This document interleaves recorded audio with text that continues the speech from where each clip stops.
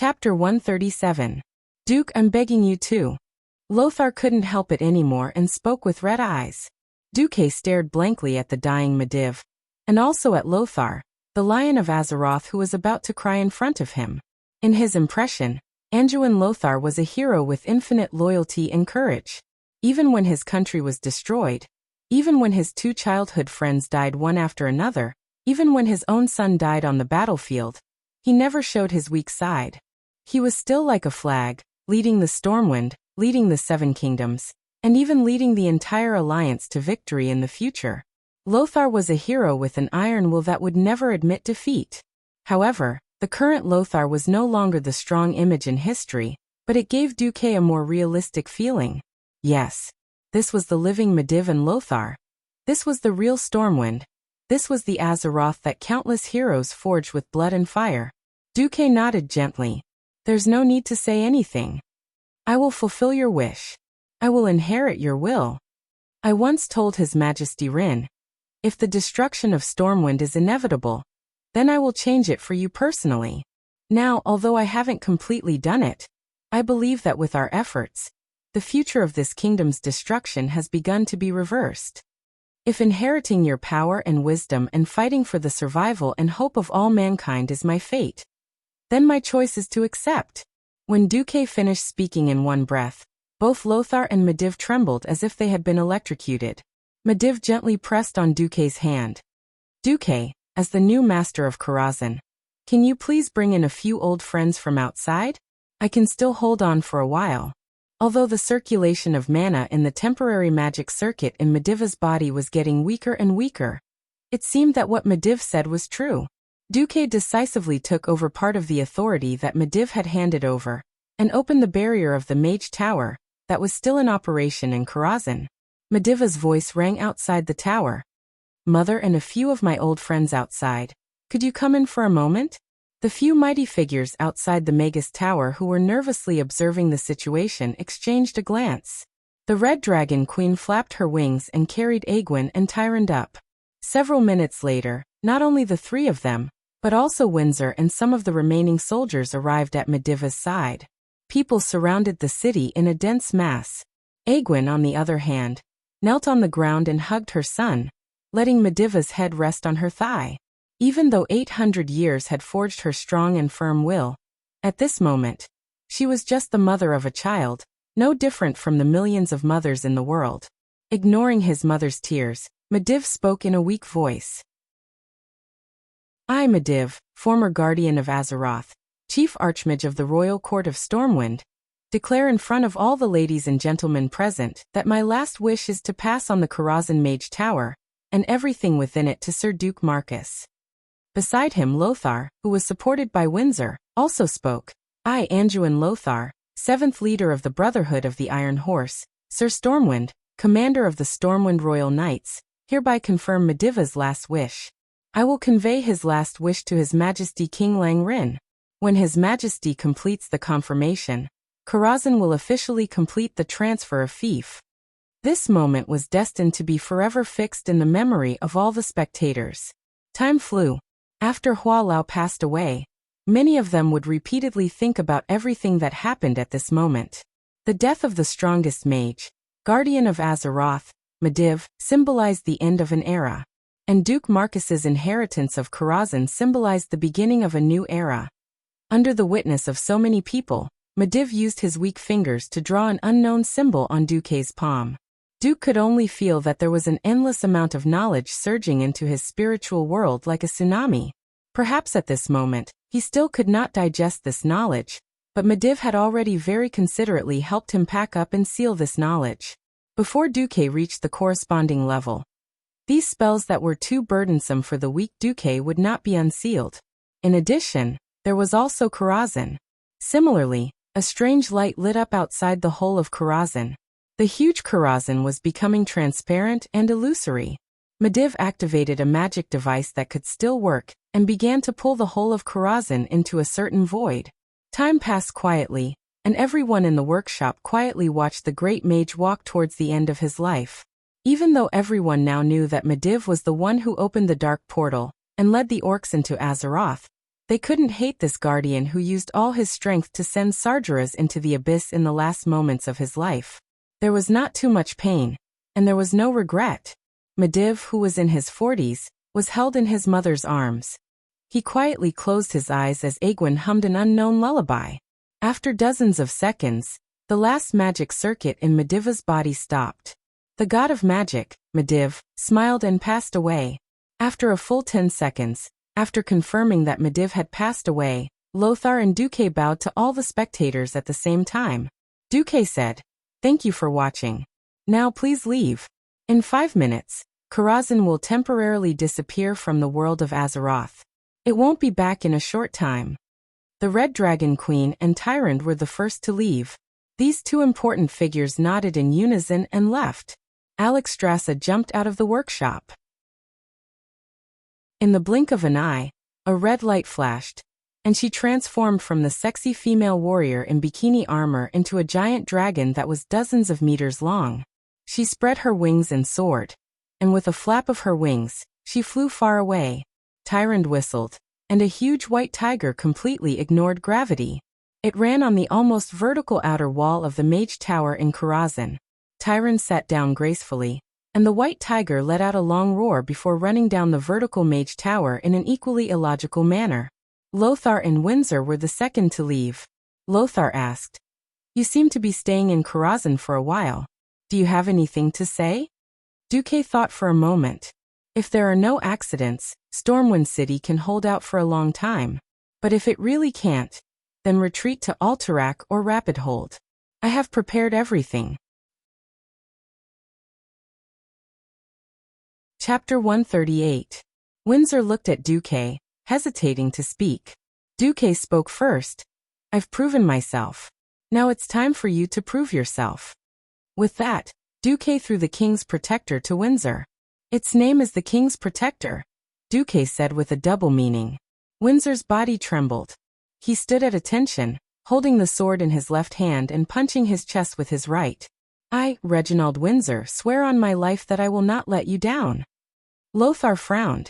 "Duque, is there anything I need to know?"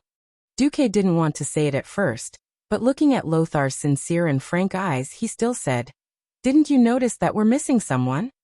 "Garona?" Lothar was speechless. In fact, Lothar had already noticed that Garona was missing. It should be said that Garona had been missing since Medivh caused the big explosion. Before Medivh died, he had personally told Lothar that he had also used magic to protect Garona. This gave Lothar a bad feeling. Medivh himself didn't have the memory of Sargeras dealing with Garona. He didn't know what Sargeras had done to Garona. Now that Duque had reminded him, Lothar was extremely vigilant. "You're saying that Garona is a traitor?" "I don't have any evidence. I just suspect that Garona is likely to be another Medivh. Remember, in a war, unless you have the ability to change the entire situation with your own strength like Medivh, otherwise your strength will be infinitely weakened. But it's in times like this that the importance of a leader is even greater." "Leader? Who else could it be?" Duque was clearly referring to King Lang. In Lothar's heart, even if Lothar died, there were still young people like Bolvar and Duque who could replace him. One had to know that Lang was the true pillar in the hearts of the people of Stormwind. However, because Lang was rebellious when he was young, he married very late. Lang had no siblings, so his only heir was Prince Varian Rin, who was less than 10 years old. As long as Lang died, Stormwind would definitely collapse. Lothar bit his lips hard. Medivh's death was an eternal pain in his heart. Now there's Garona? Although Noxus had a good impression of this straightforward and pure half-orc woman, it was at most the level of an ordinary friend. In that instant, Lothar almost had the thought of killing Garona the moment he saw her. Duque, however, put a hand on Lothar's shoulder, his eyes glowing. "Lothar, don't forget your knight's oath. Besides, I have no proof. But don't worry, I've already prepared a backup plan. Perhaps His Majesty Lang would die one day, but he would not die at the hands of Garona. I swear." Thinking of his knight's oath, Lothar was infuriated.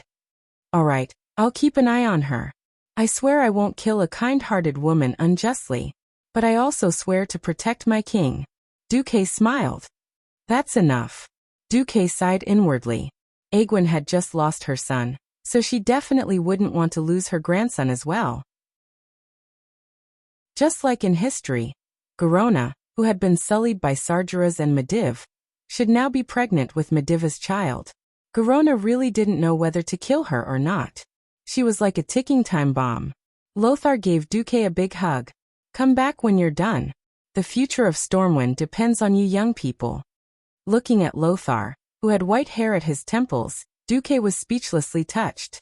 Without Medivh's father Alan and Lothar risking their lives to block Sargeras's curse before his death, and without Medivh's early rise, perhaps Khadgar's fate in history would have been his Duque's. His hair was all white, and his skin was all wrinkled. Just thinking about it was terrifying. What was worse was that this was a curse on both life and soul, and it couldn't be removed at all.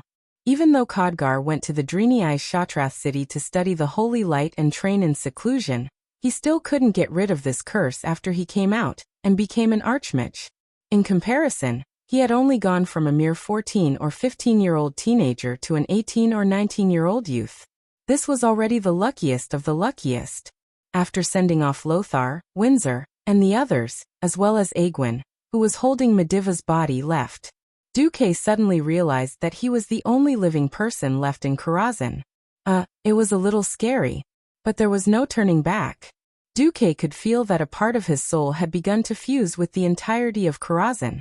Of course, when Medivh had given him the inheritance, Duque had played a small trick. He had used the system elf to simulate a soul shell, and let Medivh brand the inheritance on this shell. If something were to happen, not only would this outer shell help him filter it to a certain extent, but if he really couldn't handle it, Duke could still die once and throw away all of Medivh's inheritance like he had lost his moral integrity. Looking at the empty workshop, Duque let out a long sigh of relief. He could finally calm down and quietly count his gains. First was the soul. Soul power 385, humanity 230%. As the host's humanity limit is 100%, under normal circumstances, the host will operate at 100%. Under special circumstances, the host will act like a saint. Seeing this, Duque bared his teeth. Alright, moral integrity can also be inherited. I've resigned myself to this world where moral integrity is lost and moral integrity picked up. Next was the magic inheritance. You've obtained the advancement method for sky wizards from Medivh's soul seed. Sky wizards use themselves as a radiation source, greatly changing the types and flow of elements in a wide area. This greatly increases one's own mana absorption and release to suppress the enemy. You need to learn and master the following knowledge: wide area space element theory, elemental repulsion and elemental affinity, wide area space elemental circulation experiment guide. A total of 37 knowledge.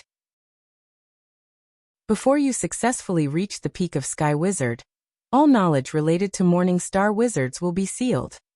Duque's face turned pale. He did not think that he would be a research animal after transmigrating from a university. Lastly was Karazhan. You are currently soul binding with the demigod wizard Ta Karazhan. Before you completely control Karazhan, you cannot leave Karazhan in any form. You need to reprogram or rewrite the entire defense and surveillance systems of Karazhan. Also, because Medivh passed away in a hurry, many of the seals in dangerous areas were not completed. Please quickly deal with these 108 knowledge after learning: Introduction to Space, Construction of Spatial Tunnel Models, 100 questions on how to deal with spatial crevices, and so on. At this moment, Duque's face turned blue. Chapter 139. There was a famous saying in this world: although the brother is not here, the legend of the brother is everywhere.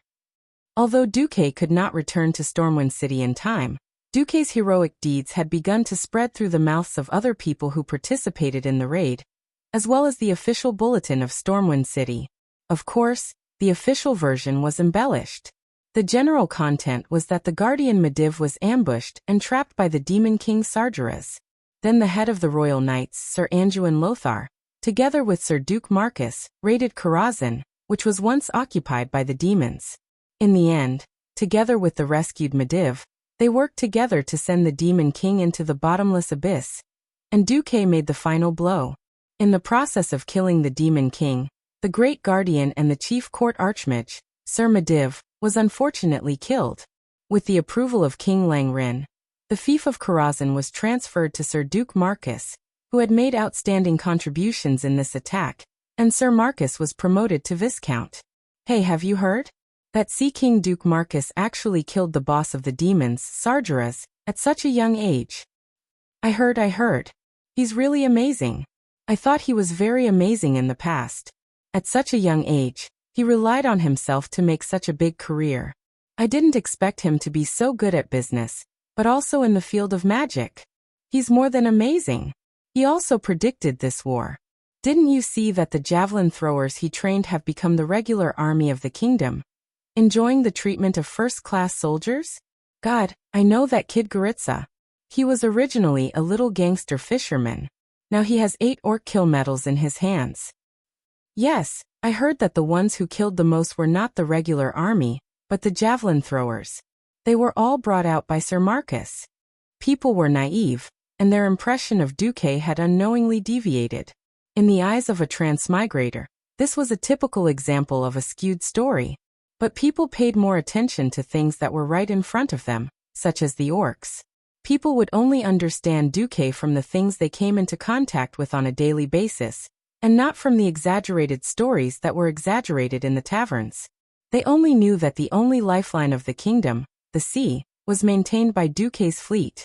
Now the ones who killed the most enemies were the harpooneers trained by Duque.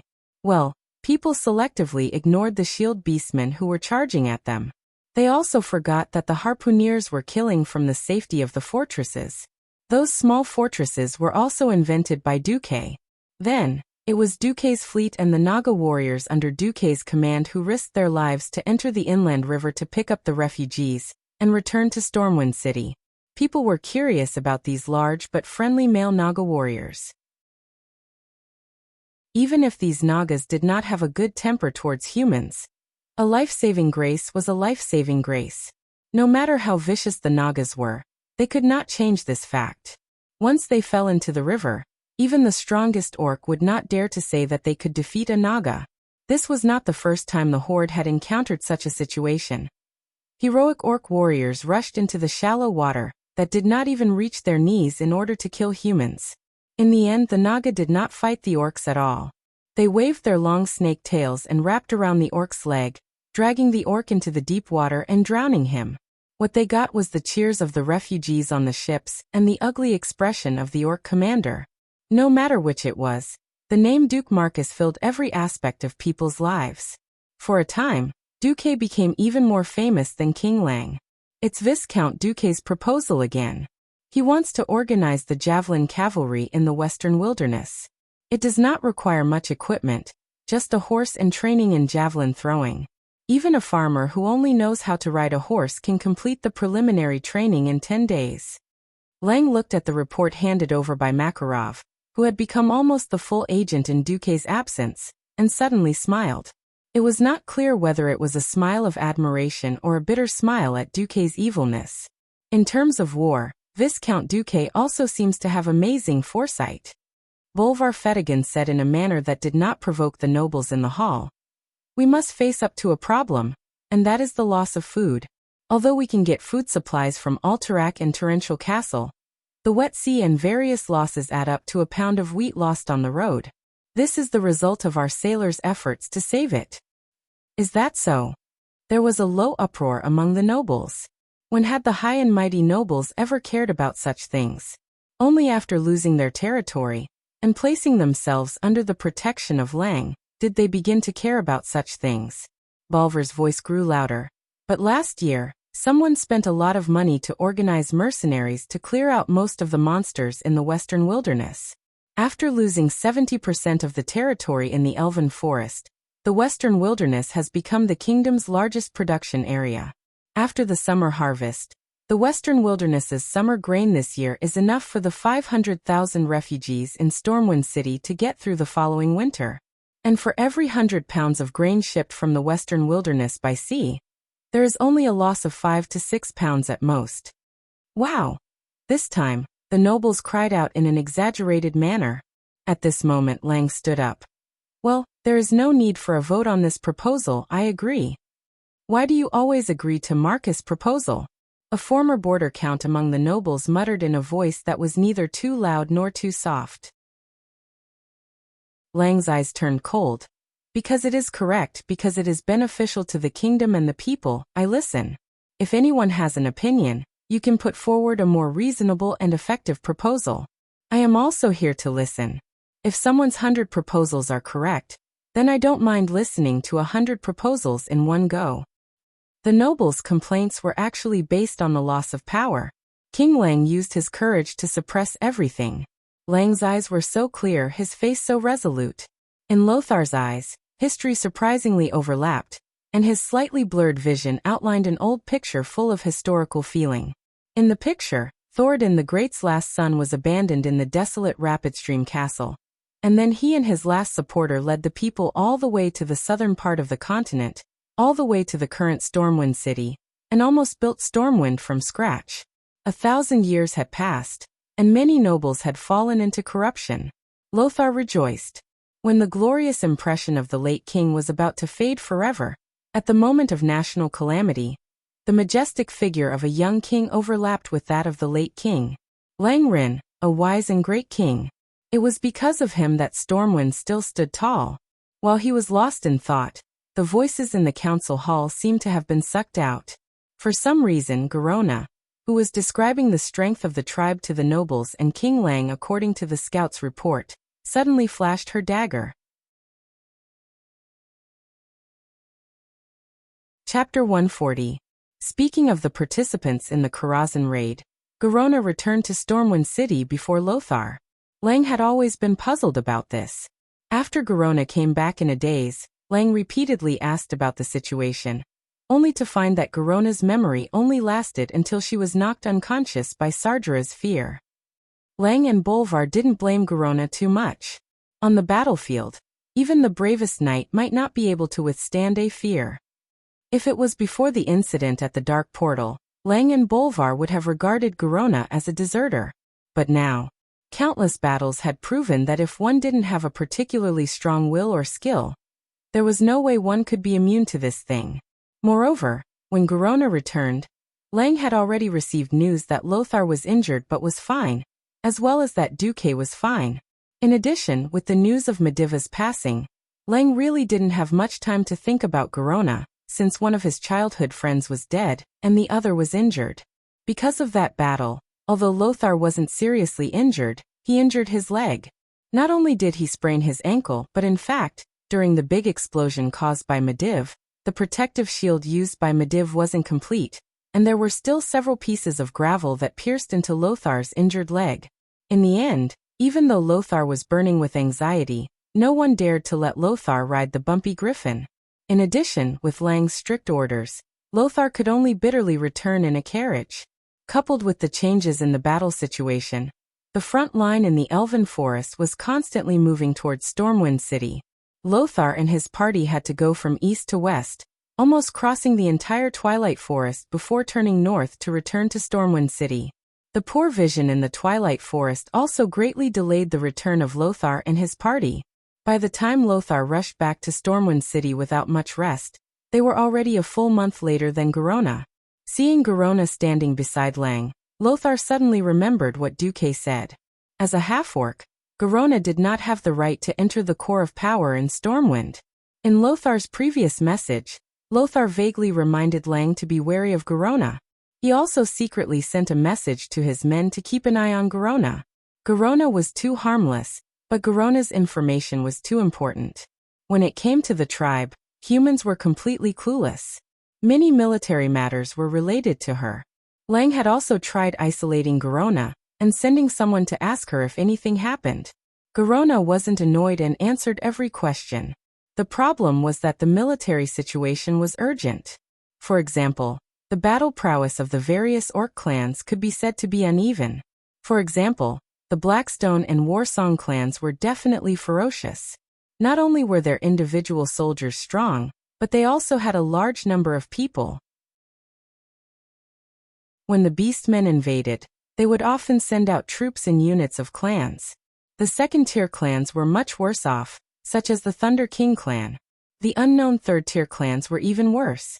They were behind in all aspects, in terms of numbers, equipment, and basic battle prowess. The difference in battle prowess might be a first-tier clan warrior fighting 10 human soldiers, but when it came to the third tier, it would be 1 to 3. However, not only were the orc military flags ugly, they were all F*King handmade. With one slip of the hand, the flag of the same clan could be turned into several totems. In addition, the art lessons of the scouts were taught by the physical education teacher. With mistakes piled on top of mistakes, it was naturally easy for things to go wrong when they arrived at the command post in the rear. Lang and the senior generals had been screwed over more than once by such trivial matters.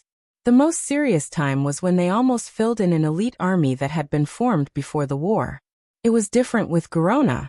No matter what kind of scribbles it was, she could recognize which clan it was at a glance.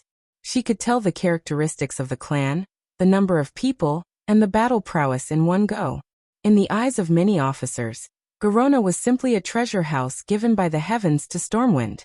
Even if they fought and retreated, and lost every battle, at least their losses were reduced. In Duque's suggestion left behind by Makarov, there was another time when it was summer, when the weather was dry, and they sent a suicide squad on horseback to burn down the East Cove lumberyard. This fire was awesome. They burned down 3,000 elites of the Blackrock clan. And the price that Stormwind City paid was only 5 suicide soldiers. As time passed, Garona had unknowingly become an important minister of the kingdom, and she would definitely participate in every military conference. Especially when the Horde conquered Goldflash Town, the gateway to Stormwind City, and was about to reach Stormwind City. The military conferences were held more frequently. This time, the military conference looked no different from any other military conference in the past. The only difference was that Prince William, accompanied by the Queen, listened quietly at the side. Originally, Lang was against William's participation in the military conference. However, the Queen's words made Lang change his mind. William is already 10 years old. In my opinion, this war with the orcs will continue for a long time. In 5 or 10 years' time, can you guarantee that you will still be able to command the army like you do now? Can you guarantee that the next king of the people of Stormwind will be a good king who knows how to use troops? Lang fell silent. Mortals would eventually grow old. Faith would be passed down from generation to generation. If this was an era of peace, Lang probably wouldn't let children be exposed to such things at such an early age. However, this was an era of war, and even Lang himself didn't know when he would have to personally go to the battlefield. Swords had no eyes, and no one could guarantee that they would come back alive every time they went to the battlefield. Once he died, Stormwind would need a new king. All right, you've convinced me. On this day, Prince William was very excited. Even though he was well educated and sat quietly in his seat, his eyes would sweep over Lothar from time to time. William especially admired Lothar, not only because Lothar had taught him swordsmanship, but also because of Lothar's various legendary stories. His burning gaze made Lothar feel uncomfortable several times during the military conference. He was also curious about Garona. His father and mother often came into contact with this amazing female half-orc, and often mentioned her good qualities. However, for safety reasons, he didn't have many opportunities to interact with Garona. The military conference was a little boring to William. A group of generals were arguing over something, and everyone insisted on their own opinions. Then Anduin and Bolvar would express their opinions, and finally, Lang would summarize everyone's opinions and make the final decision. At this moment, Garona suddenly looked like she had a headache. She suddenly covered her head with one hand, and pressed the other on the military sand table. "What's wrong?" Lang asked with concern. In the next moment, a cold glint flashed in the eyes of everyone at the military conference table. Because of Lothar's insistence, there were always 2 fully armed royal guards by Lang's side at all times. When the cold glint flashed, the guard who was sandwiched between Lang and Garona reacted quickly. He had been staring at Garona intentionally or unintentionally, so his reaction was the fastest.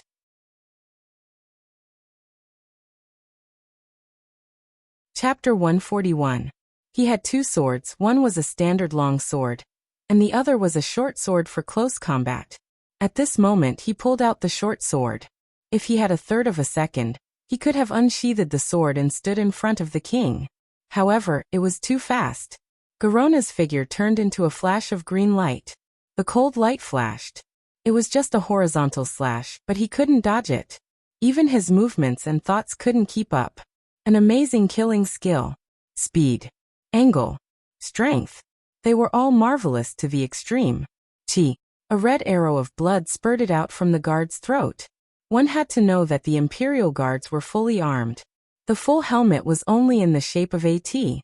The horizontal gap was convenient for a wide field of vision. The vertical gap was convenient for breathing. There was almost no angle between the helmet and the breastplate. In fact, there was only a gap of less than 3 millimeters. But this gap was caught. It was a one-hit kill. There was no luck. No one reacted. Garona flashed past the guard and appeared in front of Lang. Ryan couldn't help but be stunned. To be honest, Lang was not weak. In fact, the moment he saw the cold light, he had already reacted. But the moment he saw Garona's face, he was stunned. What kind of a face was that? In Clan's imagination, this kind of assassination where the dagger was revealed, the assassin should be fierce and vicious. It was either filled with unparalleled hatred, or it was filled with a coldness that viewed life as worthless, or it was, Lang thought of many possibilities. In fact, after Lothar vaguely reminded him, he more or less kept an eye on Garona. However, Ryan had never thought that Garona would have such an expression on her face. With helplessness and despair, with love for humans, and even with love for Lang. No, it was a more direct love. It was under this expression that Garona's body quickly waved the dagger, and stabbed at Lang. Lang was stunned.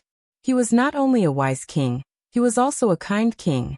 Just like Lothar, Lang had also taken the oath of a knight. He really could not bear to draw his sword on a woman who did not want to hurt him, even if she was a half-orc. In a flash, Lang's eyes revealed such a look. Why do you want to kill me? Did I do something wrong? Garona responded with a helpless, unwilling, and despairing look. No. I don't want to kill you, but I lost control of my body. What? After Lang understood Garona's gaze, he realized that he should draw his sword. Because it was a military conference in the heart of the kingdom, in the storm fort. He wasn't wearing any armor. His sword was the only thing he could depend on. The speed at which Lang drew his sword was not slow. However, in this moment of hesitation he was still half a step too slow. Time seemed to have frozen because of this terrifying and complicated assassination. William looked at his father, who was about to be stabbed to death, in horror. He couldn't understand why that hateful half-orc would use a weapon against his father. Lothar was also half a step too slow. It takes 100 days to recover from an injury, was a description of his current condition. Even though he had received the best treatment from the priest immediately after leaving Karazhan, his leg was still not completely healed. This was because a large amount of chaotic magical energy had been injected into his leg. Although this energy was not fatal, it would take a certain amount of time for it to dissipate. So Lothar immediately drew his sword, but could not rush over in time. King Langren, the true pillar of Stormwind, was about to lose his life at the hands of his trusted Garona. Seeing that the orcs were about to attack Stormwind City, the people of Stormwind were about to lose their king. Seeing that another wise king was about to fall under a despicable and shameless assassination. Then an unexpected person made a move. Reginald Windsor, as the representative of Viscount Duke Marcus, and as the mouthpiece of the important minister of the kingdom who was temporarily unable to attend, Windsor was allowed to participate in the military conference. In addition, he was once a direct subordinate of Lang, so the king allowed Windsor to carry a weapon into the conference. Interestingly, almost everyone knew the name of the one-handed sword that Windsor had obtained from Duque. King's Protector. On this day, at this minute, at this second, the King's Protector showed its glory. Assist. A special skill that allows a slow-witted class like the warrior to feel a little more graceful. The warrior. Here wasn't an ordinary warrior, but a warrior of the profession. Using a special power called Rage, warriors could perform many special skills that ordinary people could not. For example, this assist could allow a warrior to cross a certain distance, and go forward to block the next attack for his chosen teammate. While everyone's eyes were attracted by Garona, no one noticed Windsor's move. The speed was as fast as an afterimage. The moment Windsor appeared, he used his scimitar like Scarlet, King's Protector, and blocked Garona's killing dagger with a horizontal stance. What was interesting was that both the perpetrator and the victim showed a relieved expression at the same time. Thank the heavens, Ryan and Garona said with the same expression on their faces. But in the next moment, Garona's expression turned into one of shock. Her figure disappeared from the spot again. Shadow Step, a special rogue technique that allowed the rogue to appear behind the victim in an instant. Seeing that Garona's first attack had failed, she attacked again. This time, not only did Lang pull out his sword and turn around, but Lothar and the royal guard on Lang's right also arrived. The royal guard abruptly dodged to the side, almost using his own flesh and blood to forcefully squeeze himself between the half-turning Clayan and the dagger. Garona's epic tear dagger easily cut through the muscles on the royal guard's arm. At that moment, Lothar arrived. With the same simple slash, Lothar's king's sword turned into a dazzling arc of light and slashed at Garona's arm. Arg! Unexpectedly, Lothar did not even hit Garona. Instead, Garona let out a blood-curdling scream. A black aura visible to the naked eye emerged from Garona's back, and one could vaguely see that it was a demonic ghost roaring. The strange cries of the evil demons seemed to contain some kind of terrifying power that shook the minds of those who heard them. The chilling evil aura had become accustomed to the entire council chamber like a storm. The demonic energy of this demon was so powerful that even Lothar's king's sword was slightly suppressed. A dazzling flash exploded under Garona's feet. That was flash powder, a must-have item for rogues to use invisibility. Garona disappeared, but before she disappeared, she threw out a total of 7 daggers. This time, there was nothing he could do. Because the royal guard had charged too hard, he had already fallen.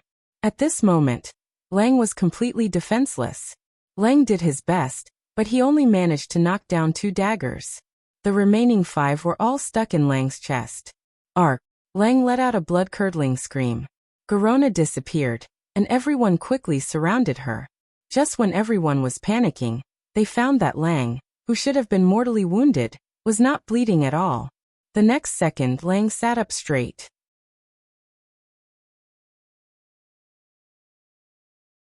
Chapter 142. A moment ago, everyone was pale with fright. The next second, everyone's faces were filled with infinite surprise. Your Majesty, are you all right? Father, the young William almost cried. I'm fine. Not to mention the others, even Lang was still in a state of shock. Everyone's curiosity was about to explode. After all, Lang was not wearing armor. He was only wearing an incomparably gorgeous short shirt with gold edges and a white background, as well as an inner shirt. The queen, who ran over in a hurry, knelt down and gently tore open Lang's outer shirt, revealing the secret inside. Pairs of eyes widened as they stared at the inner shirt that actually resisted the dagger throw of a super-strong assassin. It was pure white like snow and exuded a faint cool aura. Noxus extended his hands, carefully put on thick gloves, and took off the daggers. He had to be careful, because thieves were a profession that liked to use poison. Frost web spider silk. Noxus was knowledgeable and recognized the material of the inner shirt. This was given to me by Duque. He said it was Kevlar. Lang was still in a state of shock, and his mouth trembled. I just think it's cool to wear. Kevlar.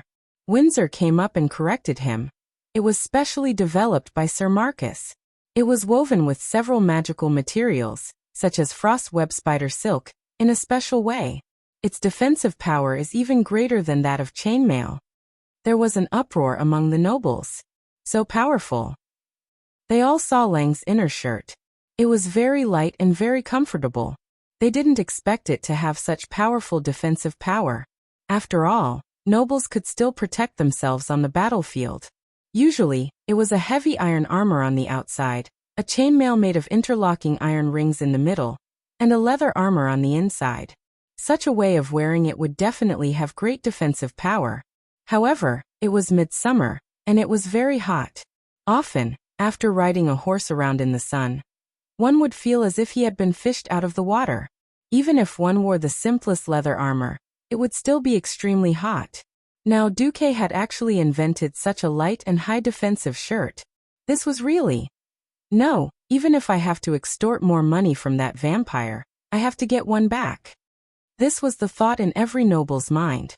Lang heaved a long sigh. He looked at Windsor with a typical look of a survivor. Is it Duque's order again? Your Majesty is wise. Windsor sheathed his sword and lowered his head. If it wasn't for Duque's order, there was no way to explain Windsor's quick reaction. Windsor's reaction speed was even faster than Lothar's, who was vigilant day and night. With so many people around, Lang stood up and announced in a clear voice, I hereby announce that Duke Marcus is promoted to Count for his meritorious service in rescuing the Emperor. And Reginald Windsor was made a knight. As soon as he said this, everyone cheered His Majesty's wisdom. Why was Duque only promoted to Viscount after killing the demonized Mediv? Wasn't it because a bunch of nobles were obstructing him? He gave a lot of reasons, saying that young people were spoiled, and said that Duke's background was unknown. Now, even though Duque wasn't around, Duque's products and Duque's men still came to the rescue. There was no reason to refute, so they could only pinch their noses and accept it. Who asked you to not have the ability to rescue the Emperor at the first instance? Since ancient times, this kind of meritorious service was the fastest way to get promoted. Moreover, now that the Orc army was at the city gates, they needed Lang's leadership and rallying power even more. No one would make things difficult for them at this time. Looking at everyone praising Duke, the young William's eyes lit up like a starry-eyed groupie. Unknowingly, this Duke Marcus, who wasn't much older than him, had already become another idol in William's heart. Today, be it the Orc's capriciousness or Duque's strategizing and ability to control the situation from 1,000 miles away, they both left a very deep impression on William. William couldn't compare Uncle Andoin, whom he admired the most, to Duke. That was because the two of them were completely different types of heroes. Andoin was valiant and full of manliness. He was brave, decisive, and determined. He would never lose confidence and courage at any time, inspiring everyone around him. On the other hand, Duque was wise and resourceful. He was proficient in business, invention, and battle strategies. He was full of mysterious aura and powerful magic. He didn't lose his courage either. Previously, someone had said that Anduin Lothar and Duke Marcus were like two walls in a stormwind. William didn't believe it at first, but from today onwards, he made a small decision. At this moment, what was Duque, who had unknowingly been pushed to the peak of the storm, doing? Unfortunately, he was bickering. What the hell? Why are you so stupid? Oh my god. How did you become an earth mage? Even a Dalajan apprentice who isn't even 10 years old has learned this basic magic knowledge. How can you not know? Yes. I'm a rogue mage from an unorthodox background. Teacher Khadgar, please teach me well. Bright light gathered from all directions. Strands and strands of light intertwined to form a blue, semi-illusory human figure. Arcane energy gushed out from the magic circle beside Duke. And in an instant, the entire human figure was filled to the brim. This person, who was still a little translucent, used his right hand to remove his hood, revealing a rather young face. He was the former secret agent of the Tirisful Council, the apprentice of Mediv, and Khadgar, who would have become one of the strongest magic gods in the future if he hadn't died. Just as Mediv had said before his death, Khadgar was indeed a good helper. The first and simplest thing was that when the entirety of Karazhan was pulled into the void by Medivh's spell, the first thing Duque discovered was that he actually had no food. If the great hero who had killed Sargeras and inherited the legacy of the greatest mage in the world, Mediv, Duque starved to death in Karazhan, it would definitely be the biggest joke in all of Azeroth. The empty, lonely, and cold Duque almost drove himself crazy. Fortunately, he remembered that he still had Khadgar. Thus, after paying 5 soul power through the system elf, Khadgar came back to life, in a ghostly state similar to Aaron's shadow. Khadgar still had his own reason and could still cast spells. Unfortunately, all of his soul power had to be supplied by Duque. If Lord Duque was unhappy, it would only be a matter of minutes before he extinguished Khadgar's soul. Of course, Duque would not allow a talent like Khadgar to just disappear like that. Thus, after some inhumane bargaining, Khadgar became Duque's butler in Karazhan, a teacher in the field of magic, a hired thug, and cannon fodder. To outsiders, Khadgar had to call Duque master. Internally, he still had to call Duque master. Alright, to a certain extent, Khadgar was no different from a slave beast.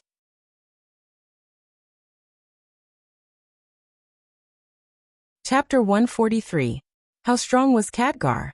It was hard to tell now, but in the future history, Khadgar was the hooligan who could instantly teleport hundreds of people, easily blow up bridges and dams, and was a master of ice, fire, and magic.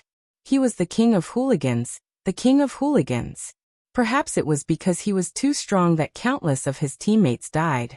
Actually, it should be said that Khadgar's enemies were very strong, but Khadgar was even stronger.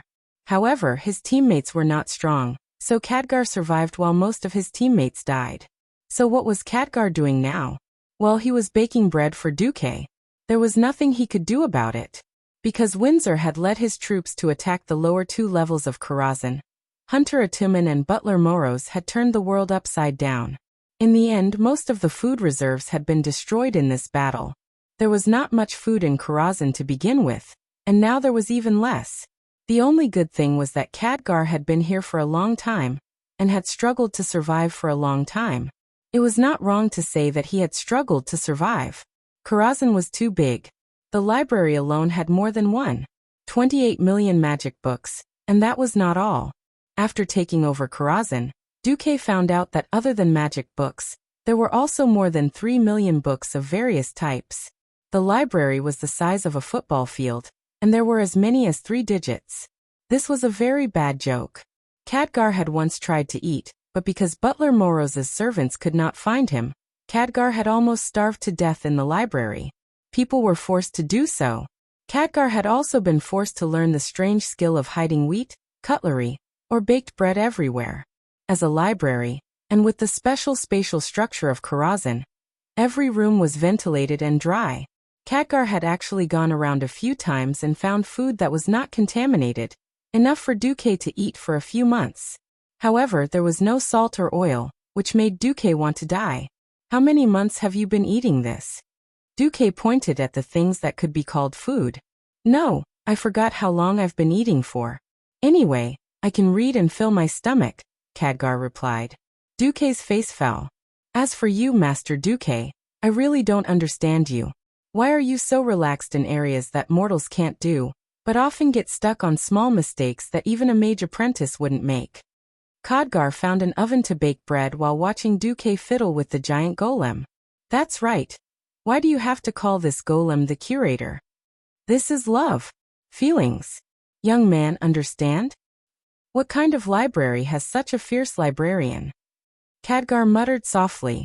There were far too many things that Khadgar could not understand. First of all, he didn't understand how Duque was able to take over the curator's control right under the Mediva's nose. To him, it was unthinkable to snatch a specially made golem from the hands of a more powerful mage. However, Duque could not explain to Khadgar that he was a transmigrator. How do you explain the principle of automatic control? How do you explain the gate of no and no? This was not something that could be understood with a simple explanation. Just like how Duque did not understand the basic theory of Azeroth, Duque could not explain to Khadgar this professional theory that was based on modern mathematics, electronics, and a series of other sciences. Not to mention Khadgar, anyone who was not in this line of work before transmigrating would not even have heard of these terms. Thus, in Duque's eyes, the anti-control seal that Mediv had placed on the curator was a joke. At that time, when he was in his soul form, he did not need to care about the highest control system. He only needed to modify a few feedback and basic control circuits to bypass Mediv and directly control the curator. This allowed the curator to attack at a critical moment. Similarly, in Khadgar's eyes, Karazhan's incomparably complex magic net system was just something that needed some time to be straightened out in Duque's hands. In the original history, because Karazhan had lost the will of its master, Mediv, it had sunk deep into darkness. The Karazhan Tower had sealed itself and cut off all contact with the outside world. Now, Duque had sorted out the countless unknown magic net energy lines that had gathered here step by step. As long as Duque wanted to, it was only a matter of time before Karazhan saw the light of day again. Duque also knew that the battle outside was going on fiercely, and he wanted to go out and help as soon as possible. However, if Karazhan was not sorted out, if the Burning Legion set up a portal here or something, it would be a big problem. Thus, Duque could only dig through the books while cleaning up Karazhan. On this day, the system elf finally sent a notification. Congratulations, host. The system has stabilized the first and second levels of Karazhan based on your newly acquired spatial knowledge. You can initiate a cleanup operation on these 2 levels. Okay. Duque stood up. Khadgar, time to work. Work. I've already stabilized the first and second levels. It's time to clean them up. Really? Khadgar's eyes lit up. Unlike the serious and old-fashioned teleportation mage, Khadgar was smart and eager to learn. When he had books, he could be very quiet. When he wasn't studying, Khadgar was more lively. Khadgar was a little tired of the days where he could only go between the library and the workshop. He immediately put down the book in his hand and followed Duque and the huge curator. After passing through the blue portal that looked like an illusory mirror, after a short period of weightlessness, a man, a ghost, and a golem arrived at the first level of Karazhan. Your Excellency Marcus. A whisper suddenly came from the darkness. Duque was slightly surprised. In Duque's impression, the first level was Karazhan's horse shed. When the players in the game came to the horse shed, they only met ghost coachmen and ghost warhorses. No one would ever call Duque that. Looking in the direction of the voice, Duque understood. It was a translucent soul. His illusory soul wore the iconic Stormwind city armor, and he held a lion head shield and a standard longsword. Obviously, he was an elite soldier under Lothar who had died in Karazhan. You are? I remember you, Michael. Yes. That's great, Your Excellency still remembers me. I'm Michael Jonathan. Michael seemed to be very happy. Yes, I feel like my master. What happened? Am I dead? Where's Medivh? Where's Sargeras? Michael's questions were like a machine gun, and Duque patiently answered them one by one. I won. Then I have no regrets. It's a pity that it turned out like this. Michael's situation triggered Khadgar's sadness. The 2 ghosts had the same expression.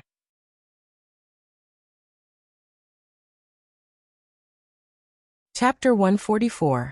I don't know if a ghost will be reborn as a baby after being decomposed, but if you think it's a pain, I should be able to erase your soul.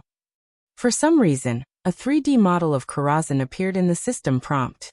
In the first layer, Michael's name was clearly shown.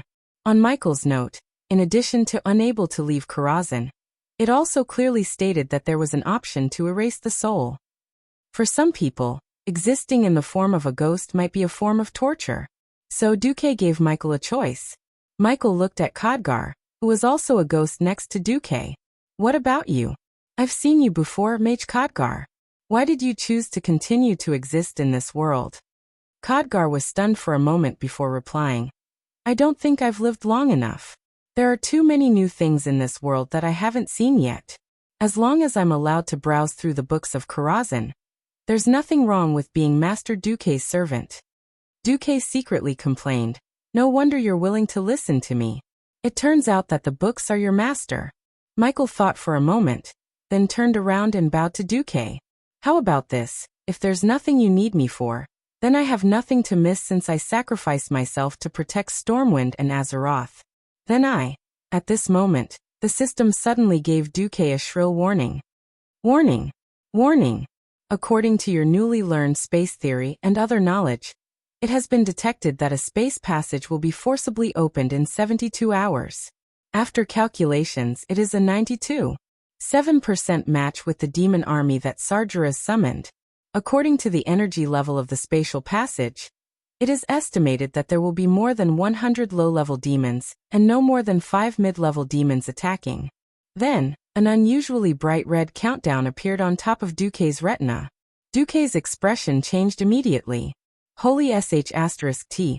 I knew there was no such thing as a direct route to becoming a mage. Medivh had built a mage tower in Karazhan for two reasons. On one hand, it was convenient for research, and on the other hand, he had been silently guarding this world as a guardian. As the price of changing history and inheriting Karazhan, Duque had to take on the task of protecting Karazhan. In history, the Karazhan secluded themselves. This largely prevented monsters from coming to Azeroth through Karazhan and harming the people there. That saying was true. With great power comes great responsibility. Duque's right hand was infused with arcane energy. He gently placed his hand on Michael's shoulder. He was righteously bluffing. No, he was preaching about the power of holy light. Michael, if you want to find the meaning of existence, then I have a very, very important mission for you here and now. What? Michael was a little stunned. In his mind, he had just killed Sargeras, so there shouldn't be any big enemies. Duque's voice suddenly became upright, and his voice was filled with surging passion and incomparable determination. His eyes were burning, and there was even some kind of divine radiance surging on his body. Protect this place. Within 3 days, a group of demons will open a space channel and attempt to occupy Karazhan as a springboard to invade the world of Azeroth. They will harm our family, friends, and the people we love the most. Can we allow all of this? No. Absolutely not. We can endure loneliness, we can endure hunger, we can endure fear, but we definitely can't endure the people we love, the world we love. At this point, Duque's voice suddenly rose an octave. Michael Jonathan, are you willing to protect the world with me, to protect all of humanity? His thunderous voice echoed throughout the first level of Karazhan. In that case, please allow me, Galadonald, to join you. A voice suddenly sounded from the depths of the stables, and another soul wearing the armor of a Stormwind soldier appeared. Count me in. Count me in too. The souls of the elite soldiers who had sacrificed themselves in Karazhan walked out from the darkness of the first and second levels. Yes, they had sacrificed themselves for the future of the people of the kingdom. Unfortunately, because of the characteristics of Karazhan, their souls were also bound here. They could not fall into hell, could not go to heaven, could not return to earth, and could not see their loved ones. Perhaps this was a kind of torture. However, at this moment, they had found a new meaning for their existence. To protect Karazhan, to protect the world. Looking at the option in the system prompt, do you want to pay 10 soul power to transform the souls of 72 elite soldiers into Einherjar? Duque decisively clicked yes. A bright silver light lit up from Duque's palm, and he gently brushed it in the air. Spots of silver light scattered on the souls of these elite soldiers. They were pleasantly surprised to find that their souls, which had become dim and showed signs of dissipating, were beginning to solidify at a high speed. The long-lost sense of touch returned to their bodies. Even though their bodies still looked a little translucent, at least this was an unexpected and pleasant change. There was no heartbeat, but there was a strong pulse from every corner of their bodies. They did not need to breathe, but they could smell the long-lost fragrance from their nostrils. Sight, touch, taste, smell, feel. These things that they had once taken for granted would only feel incomparably precious when they lost them. Every soldier's face showed surprise. Then their expressions quickly became determined, and they quickly lined up in 3 rows. Michael, who was in the lead, pulled out the long sword that he had worn when he was alive and said loudly, "Salute our new master, the new guardian of the world, His Excellency Duke Marcus." Swoosh, swoosh, swoosh. They pulled out their swords neatly, causing the dark stables to light up with a dazzling cold light. Bang, bang, bang. The Einherjars hit their shields with their swords, and there were bursts of high-spirited hitting sounds. The entire first level of Karazhan seemed to be trembling. No, this was not just a tremor. This was already a roar. It was not just the shouts and hits of these elite soldiers. It was as if every corner of Karazhan, every brick, and every pillar was emitting a low and ancient sound. They resonated as if they were responding to the will of the Einherjars, responding to their determination to protect the world. With the same excitement, Duque looked around at these Einherjars, and a satisfied expression appeared on his face. All right, brothers, let's go all out. Let's tell those damn demons that this is Azeroth's territory, not their playground. Oh.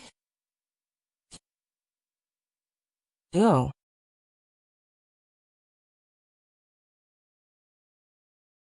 Chapter 145. Duque knew very well that he could not stay in Karazhan forever. Outside, Stormwind City was being besieged, and the green tide of orcs was wreaking havoc on the entire continent. No matter how he looked at it, he had to hurry back as soon as possible. The task of defense could only be left to helpers like Khadgar and Michael.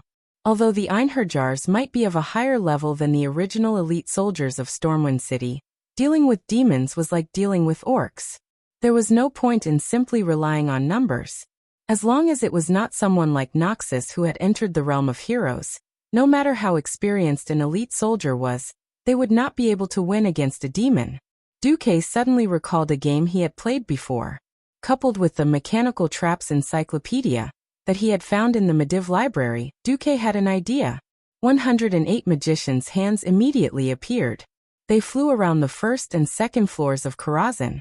They creaked as they unloaded the wood that Duque needed, and even uprooted some of the pillars in the stable. Duque injected arcane energy into the ground, freeing the huge stone bricks from the shackles of gravity, and they flew into the air along with the soil. Khadgar was dumbfounded. He looked at Duque, who had a lot of magic theories that he did not understand before, as if he were building a building block. Like building blocks, Duque completely changed the structure of the first and second floors of Karazhan. Damn it, even if Karazhan is in the middle of a space-time crack. But if you mess around like this, Karazhan will still collapse. Khadgar could not help but exclaim, "What? Do you know anything about architecture?" Ha! Khadgar was a mage, not an old foreman of the Mason Brotherhood. When Duque said this, he was immediately stunned. You know? Of course, as long as I don't touch the supporting pillars and load-bearing walls, even if I hollow out the first and second floors, there will be no problem. Also, I have calculated the gravity here, and it is only about 80% of the gravity outside. I can make it even sharper. Although Khadgar did not understand what Duque was saying, he did not understand. Just like that, Duque spent about a day turning the first and second floors of the Karazhan into a huge death labyrinth. Spike traps, tar traps, arrow walls, spring traps, blade walls together with some gaps that led straight to the void turbulence. Duque ran into a propulsion trap that could knock away a huge body larger than a ton. Everything was ready except for the demons. 2 days later, at the main entrance of Karazhan, the chaotic void of red and black separated.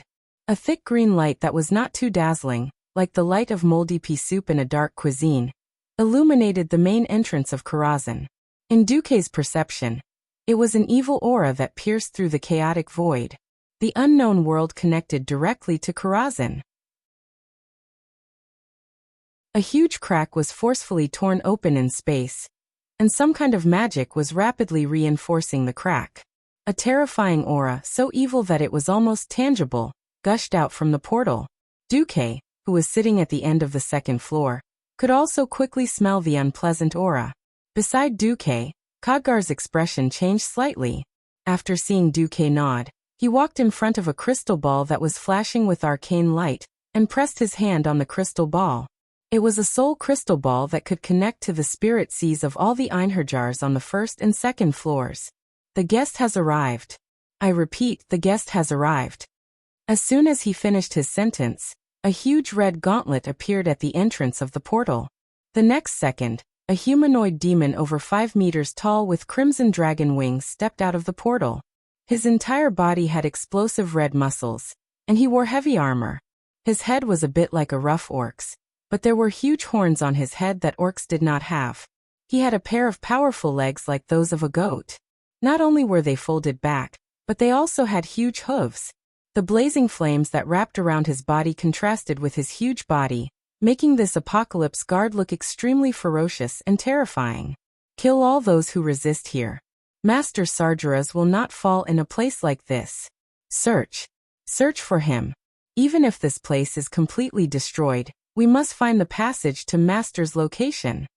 This huge demon was roaring at his subordinates in the Eridar language, which was also commonly known by humans as the demon language.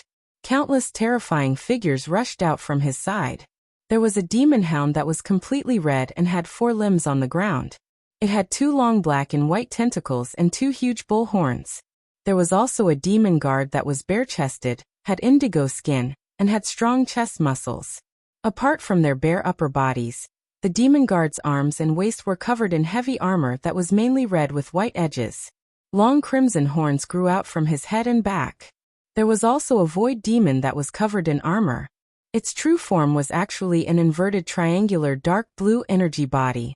They swarmed forward in a chaotic manner, and rushed into the long passage at the main gate of Karazhan. Suddenly, the fastest hellhound seemed to have stepped on something. The sound of metal rubbing could be heard in the darkness. In the next second, dozens of sharp spikes shot out from the floor. As if they wanted to skewer the hellhound, they pierced the abdomen of the hellhound. As the scouts of the demon army, the hellhound had agility that Duque did not know about. The moment the spikes were about to touch its abdomen, the hellhound suddenly arched its back and bounced into the air like a spring. Unfortunately, without any warning, a 2 meter by 2 meter square suddenly fell from the ceiling. Before the hellhound could do anything else, it was abruptly knocked back to the ground. Chi. The sharp metal spikes ended the hellhound's life. Accompanied by a series of clattering sounds, the spikes were retracted back into the ground. The ceiling that had fallen a certain distance was also pulled back up by the stirring gears, quietly waiting for the next victim. Of course, there was more than one hellhound that was hit. The demons charged forward. Suddenly there was a bang. A huge demon that could easily kill 20 elite human warriors was suddenly sent flying by a metal brick from the ground. The unlucky guy was caught off guard. Like a cannonball that had been stuffed into the barrel of a cannon, he was ejected with a loud bang. Demons were not beasts that had no intelligence and only knew how to kill.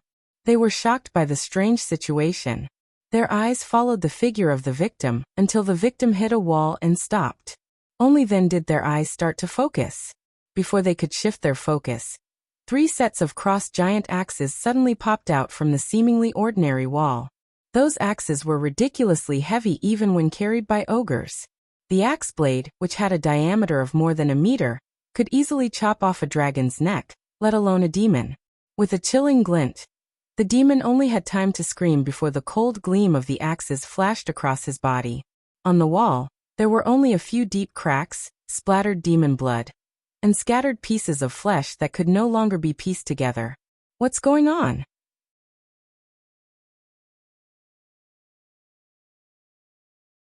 Chapter 146. The invasion of the demons was over. None of the 185 demons were spared. They were all killed on the first floor. None of the Einherjars were lost. Duque was very satisfied with the result. But Duque was more satisfied with the connection between the things in Karazhan's mage tower and himself. Through the system control, he could almost grasp all the details of the first and second floors. As long as he was willing, he could see every space inside, as if his soul had left his body. Ah, what a wonderful feeling! If only I could control magic so meticulously, and control the whole situation so powerfully, and control the power of every group of elements, Duque said to himself. Control every group of elemental power. Wait, control every group of elements? When he thought of this, Duque suddenly had a feeling of enlightenment. Just do it. He slowly poured the arcane energy into his eyes at a pace that his eyes could adapt to. When he closed his eyes and opened them again, Duque suddenly found that he saw a new world. Unlike the various basic substances that made up the world, it was a pure elemental world. As far as he could see, the thick walls around him had turned into groups of solid yellow earth elements. They were almost motionless, in a state that was close to solidifying. In the more empty places, there should be air flowing, but the situation was completely different. Duque sensed the wind elements. The light and ethereal wind elements were floating in the air with some water elements, almost without any pattern. They just followed the space set by the earth elements and flowed along the long and narrow corridor. With a flash of inspiration, Duque stretched out his hand, and a ball of flame was instantly born in his palm. In this elemental world, Duque could clearly see that countless small lights quickly gathered in his hand from all directions. The yellow light spots became bigger and brighter, and finally gathered into a ball. It was clearly just a small ball of flame, But Duque felt very accomplished, because just looking at the ball of fire elements, it gave Duque the feeling of creating a new star. From the light of a grain of rice, it gathered a light that was tens of thousands of times brighter than before. In the end, it became a dazzling light that even the naked eye did not dare to look at directly. Gently closing his palm, Duque reached out to the earth elementals around him. Beep. It was a strange sound. However, Duque discovered that he had gained control over the earth element. As his fingers pinched, rubbed and rubbed, the earth element in his palm changed accordingly. It was like a piece of clay that allowed Duque to knead and flatten it. Next to Duque, Khadgar watched in shock as Duque stirred the stone wall as if he was stirring a ball of dough. In that instant, Khadgar lost the ability to speak. From Khadgar's perspective, magic was only suitable for destruction. How could it accomplish such a thing? Duque ignored Khadgar. He was still immersed in this rare experience. Logically speaking, by controlling the earth element in such a way, his power should have flowed out like a flood. In fact, when he truly grasped the earth elemental, Duque even discovered that it was the energy extracted from the earth elemental that helped him further transform the earth elemental. Not only the earth element, but the fire and water elements were also doing the same. Duque easily extracted the heat from the water element, and a large ice prism appeared in the air above Duque's head. When the heat combined with the fire element in the air, tens of fireballs of various sizes appeared at Duque's feet. What? Khadgar could not believe his eyes. Duque was actually using fire and ice magic at the same time. Weren't these two types of magic in conflict? Using either fire or ice to connect two opposing elemental worlds at the same time was simply courting death. Was Duque courting death? No. Obviously not. In Khadgar's field of vision, Duque lightly flicked his finger, combining the ice prism and the fireball into a frostfire arrow that contained both the power of fire and ice. The frostfire arrow pierced through the first wall, leaving behind a burn mark the size of a bowl. It then pierced through the second wall, leaving behind a large hole covered in ice. Finally, it exploded at the third wall, causing half of the wall to collapse. This was not the end. The first wall had clearly been scorched by fire, but a second later, it had completely turned into ice and exploded. The second wall was the exact opposite. What exploded from the ice crack was a blazing magma-like flame. Khadgar was completely stunned. How is this possible? Duque did not reply. Instead, he muttered to himself, I understand why earth mages are earth mages. It's because earth mages can only be fixed to the ground, unable to move at all. They can only passively receive power from their surroundings. But sky mages are different. Everything in the sky can be used by them, changed by them, created for them, and destroyed for them. Thus, sky mages are the rulers of the entire sky.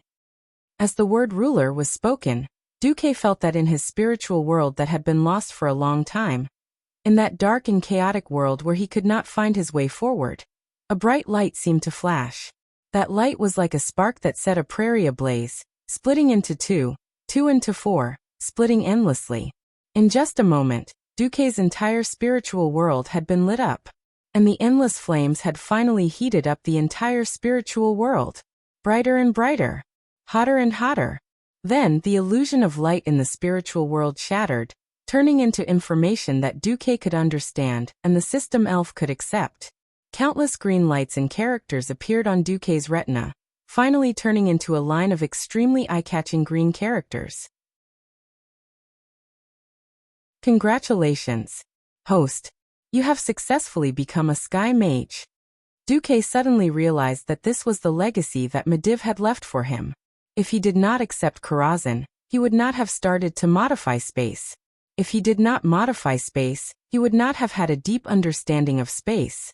Without this understanding, he would not have been able to advance. This was not something that any book could teach him. Only by personally experiencing it would one be able to master the power to dominate the elements of heaven and earth. Amidst the countless changes of the elements of heaven and earth. Phew! Duque let out a long breath. At this moment, a line of red words suddenly popped up. Your servant Reginald Windsor is in a state of near death.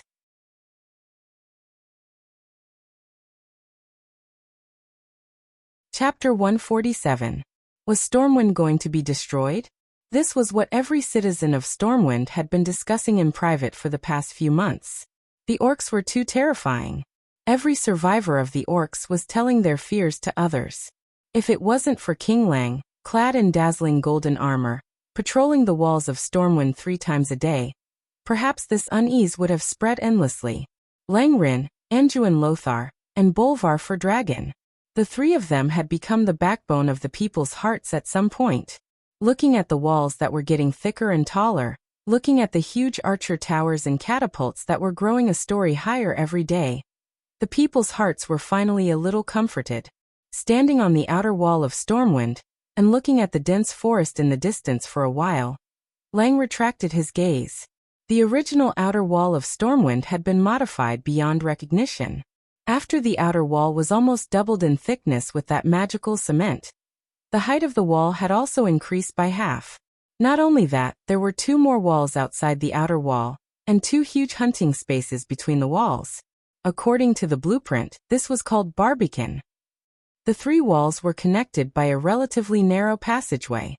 At the crucial point, there was only a large iron plate. Next to the iron plate was a bolt, which was attached to a small passageway. As long as a soldier pulled out the bolt, or someone on the wall pulled out the iron chain connecting the bolt, the iron plate would fall. Not only that, but the newly built walls were also different from the traditional ones. From the outside, there were many enigmatic diamond-shaped structures. Whether it was Lothar or Bolvar, all the officers who had been to the front lines had said that this structure was very good. It could effectively defend against the crude but powerful catapults of the orcs. Behind the 3 outer walls was a huge hexagonal archer tower that rose from the ground. The pointed side of the archer tower pointed outwards, and the higher the tower, the narrower it became. If it wasn't for the invention of a technique called reverse mold, this would have been an inconceivable thing. Other than the archer tower, there were even larger turrets that could hold several ballistae or a large catapult. Just the sight of so many war machines was enough to make one's hair stand on end. And all of this was done after the beastmen invaded the elven forest. Edwin, are these all Duque's blueprints? Lang was very satisfied, but he still had some doubts as he asked the young man beside him. Edwin Van Cleef, 28, senior foreman of the Brotherhood of Masons. However, he was now employed by Duque to serve the king as a project supervisor sent by Duque. Yes, your majesty. Right now, Van Cleef was far from the evil leader of the faction of evil who was slandered by a despicable black dragon, persecuted by the nobles of Stormwind City, and rose up in revolt to form the Defias Brotherhood, to occupy the Moon Creek town in the western wilderness, turning the mines there into death mines, attacking any Stormwind citizens and resisting the regime of Stormwind City. Edwin Van Cleef was at his most hot-blooded and righteous age. He was flattered when Makarov came to him with Duque's orders. Makarov was Sea King Duque's butler. Duke Marcus, the kingdom's brightest star, a rapidly rising business magnate, a rising star in the world of magic, and the master of a new faction in Stormwind. And he was just a craftsman who was looked down upon by the upper class. He did not expect that Duque's representative, Makarov, would come to him personally. When Makarov explained the purpose of his visit, saying that Duque wished to take him in as a direct follower, he did not hesitate to accept Duque's invitation. Even though he never had the chance to meet his master, what happened afterwards further strengthened Edwin's loyalty. Duque wanted him to build a large number of fortresses for the kingdom to slow down the advance of the orc army. He also wanted to modify Stormwind City's defense system. The pay was ample. Duque paid for all the wages in advance. Gold coins, high-quality white bread, or delicious fish. When these choices were placed in front of Van Cleef, he almost cried on the spot. Due to the influx of refugees in Stormwind, the supply of daily necessities had become difficult, and these 3 items were urgently needed by the impoverished Mason Brotherhood. Coupled with the national crisis, the craftsmen burst forth with 200% enthusiasm, almost forgetting themselves as they worked. Countless people fainted on the construction site, but not a single one of them complained. Duque also fulfilled his promise, sending out ships to send off the families of the craftsmen. Generally speaking, The earliest batch to leave was a treatment that only the nobles could enjoy. After sending off his beloved daughter, Vanessa, Edwin became even more loyal to Duque. King Lang did not know about these small matters, but he was pleased to see Edwin's fanatical loyalty. He patted Edwin's shoulder. "You did well. The outer wall is done. Go work on the inner wall. The orcs are coming soon, and the next step is the warrior's domain." "Yes, your majesty." Not long after, a gust of wind with a fishy stench suddenly surged out of the forest. The turbulent air swirled, carrying sand and weeds into the air. They gathered together to form a huge gust of wind. The gust passed through the flat forest and rushed towards the outer wall of Stormwind, blowing up leaves and sand so hard that the warriors could not even lift their heads. At this moment, everyone could not help but shield their eyes with their hands. They let their hair sway in the gap between their helmets and heads, and were shocked to see the green that appeared in the forest with the gust of wind. The surging green brought with it the sound of thunderous footsteps. Countless different kinds of green filled the entire forest. It was like an army of ants that covered the mountains and plains. They converged into a river, and the river then turned into an ocean, pouring out of the forest. The thick green tide rolled endlessly, and the orcs squeezed out of every crevice in the forest like a frenzied tide. Every nook and cranny of the forest began to surge, and an ominous green color was reflected in the eyes of every soldier. What followed was the sound of war drums and bugles that sounded like rolling thunder.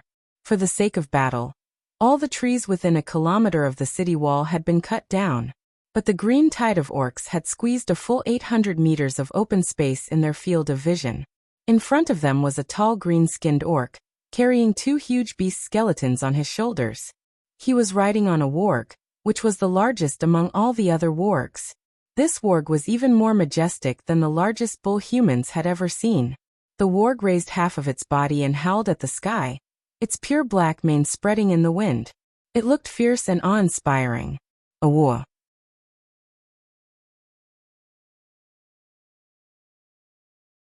Chapter 148. Woo woo woo.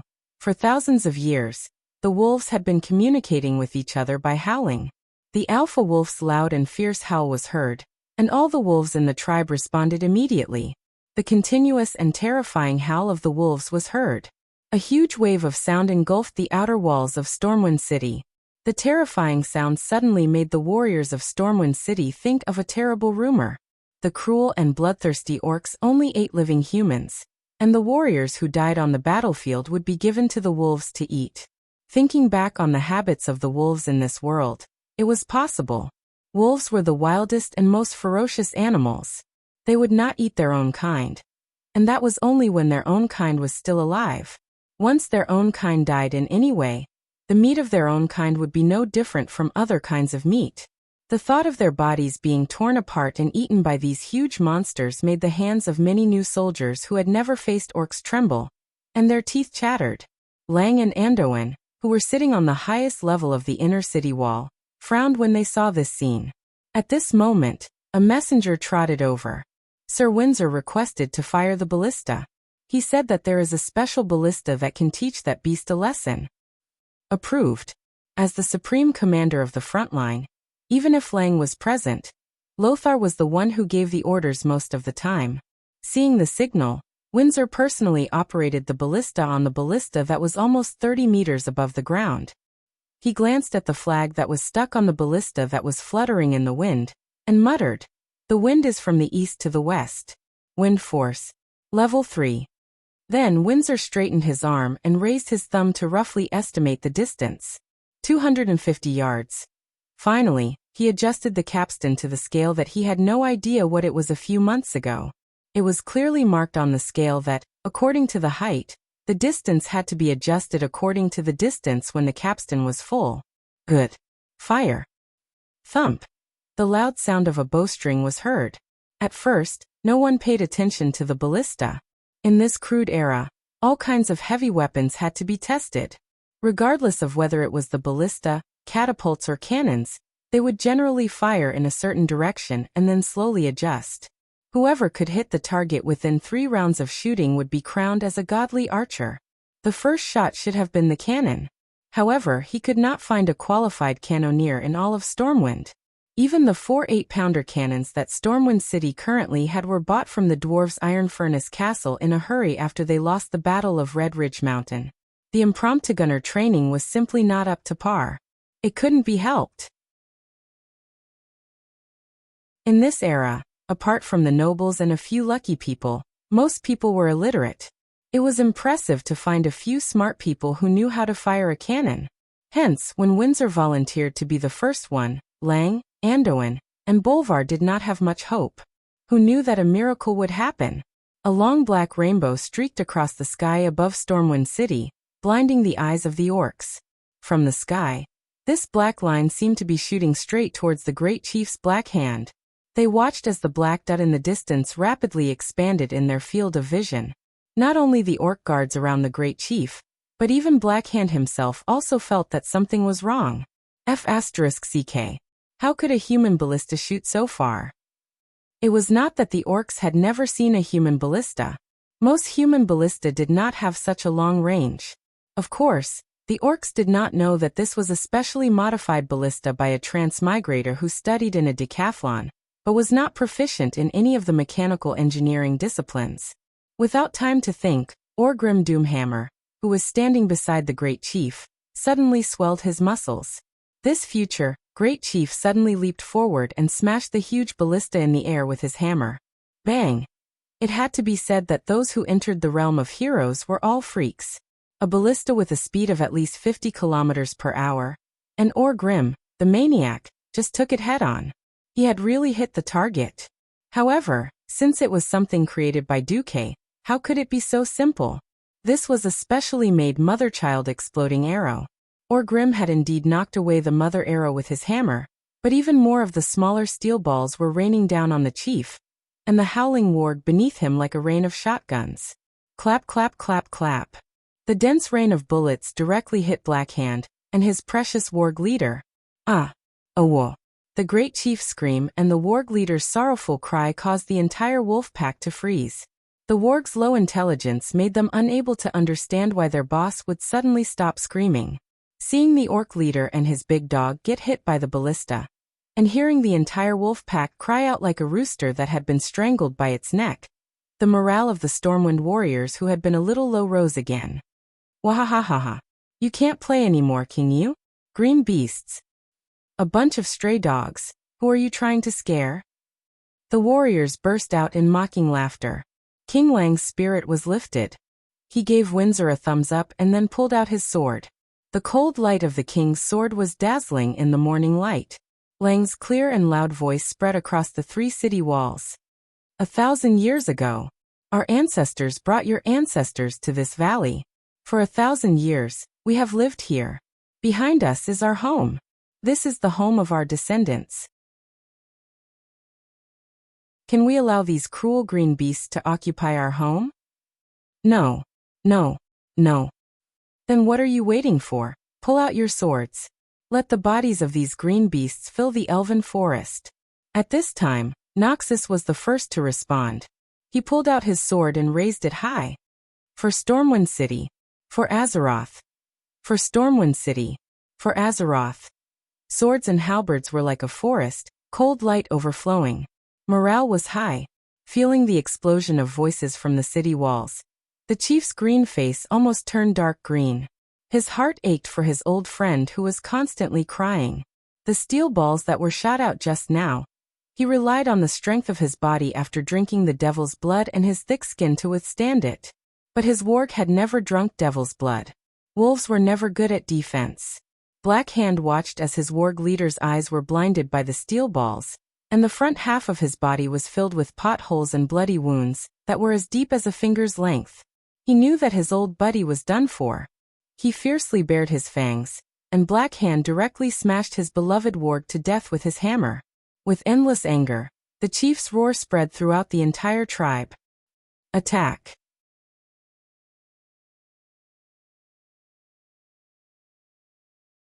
Chapter 149. As the earth rumbled, the green tide split into 3. The sharp battle axes shone fiercely under the sun.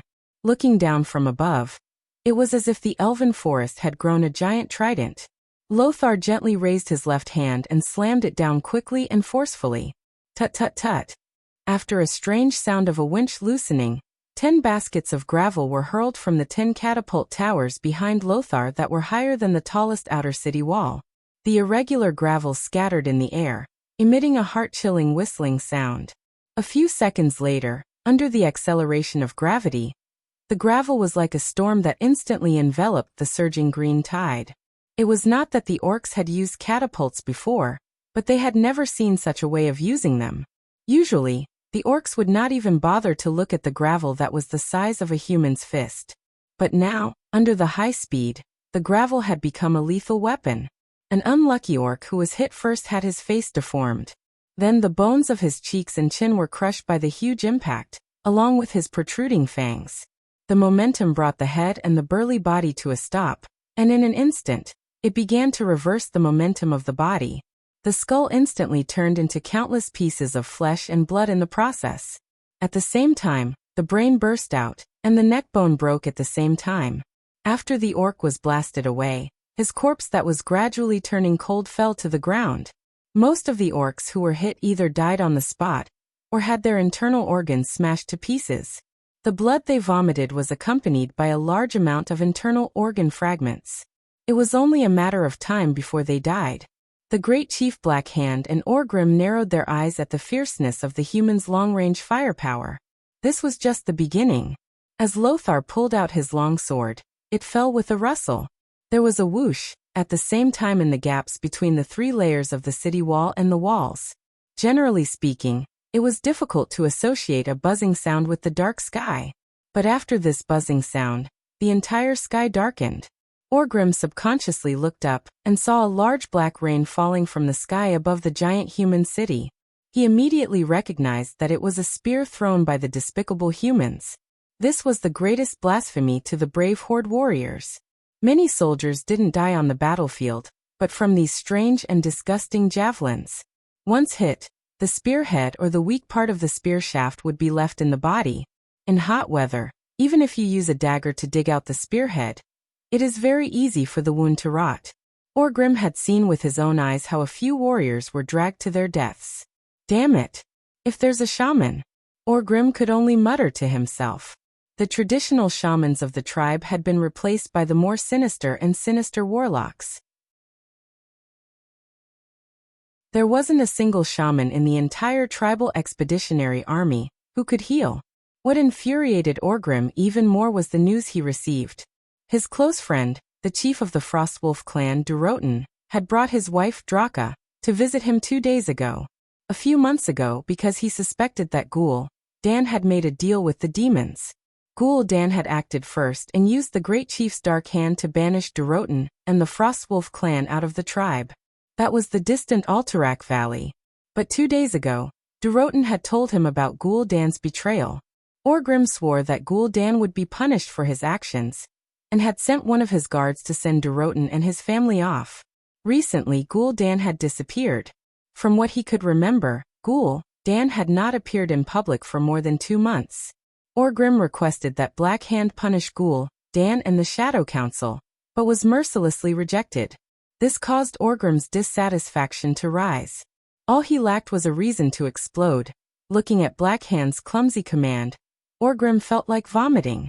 The dark and heavy rain of javelins pounced on them, and the charging orcs seemed to have run into an invisible wall. In an instant, they were like harvested wheat, falling in large swathes. The grass was a mess, and there were corpses of beastmen soldiers nailed to the ground everywhere. Before the battle, Orgrim had strongly urged the soldiers to be equipped with thick shields. After all, sieging a city was different from fighting in the field. But what did Black Hand say? The invincible beastman warriors do not fear the despicable javelins. This was simply using the beastmen soldiers to fill a pit of death that could never be filled. The dark portal had mysteriously closed, and Dan had disappeared. The beastman expedition had no more reinforcements. The horde's warriors were one less dead, and Black Hand was still wasting the lives of the warriors like this.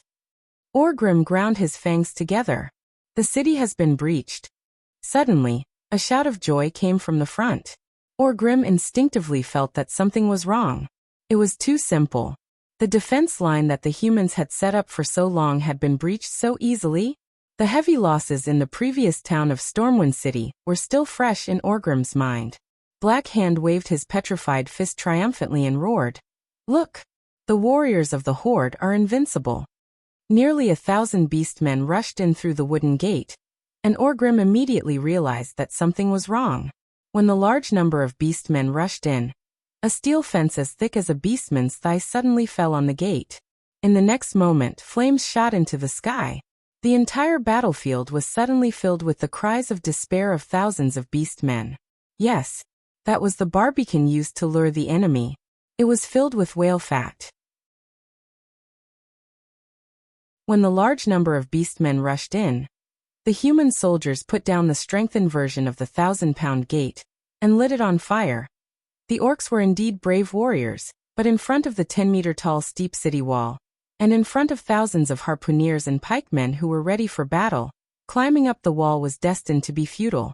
Countless torches were thrown down, easily turning the entire barbican into a fiery hell. The screams of the beastmen ambushed even made the beastmen outside who were trying to climb the wall with clumsy wooden ladders pause. Ha! Good burning! Even though the burnt smell of roasted meat could be clearly smelled through the mask prepared beforehand, King Lang was still very excited and loudly praised the brilliant plan that Duque had left behind. The terrible losses made the chief's face as dark as the bottom of a pot. Retreat! Black Hand rarely gave the order to retreat. Then, for 7 days in a row, the Horde launched fierce attacks on Stormwind City again and again. Every day, the Horde lost at least 3,000 corpses, but the Horde's best result was just to break through the second wall. On the 8th day, the situation took a turn for the better. I found a way to conquer Stormwind City.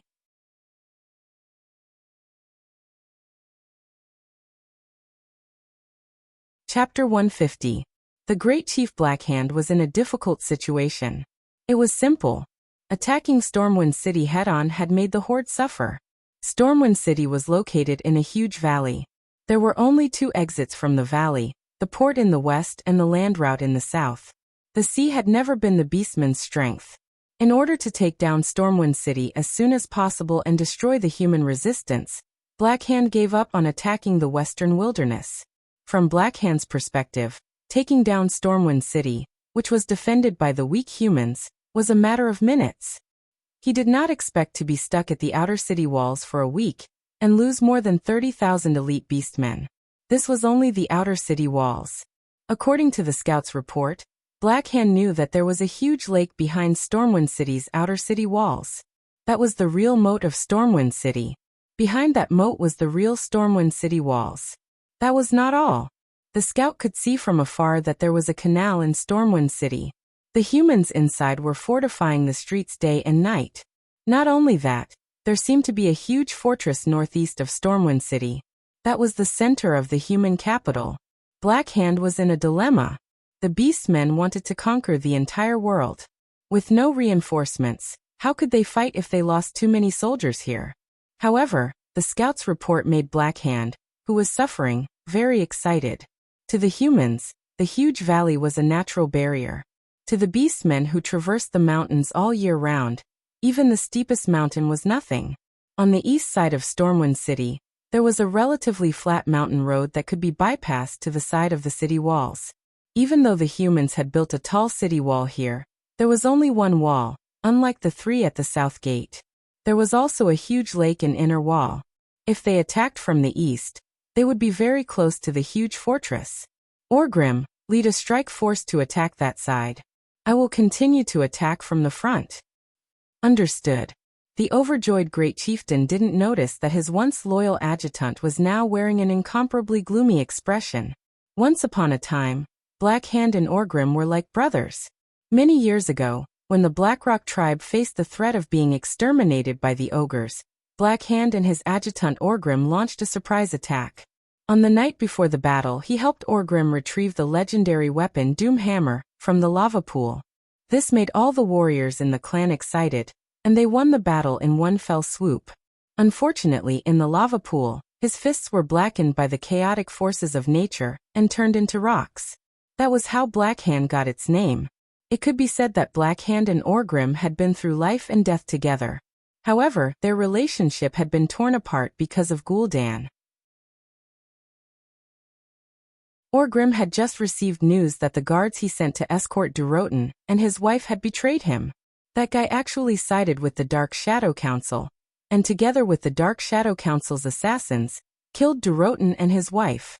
Seeing Durotan's fangs sent by his subordinates, Orgrim almost fell into a frenzy.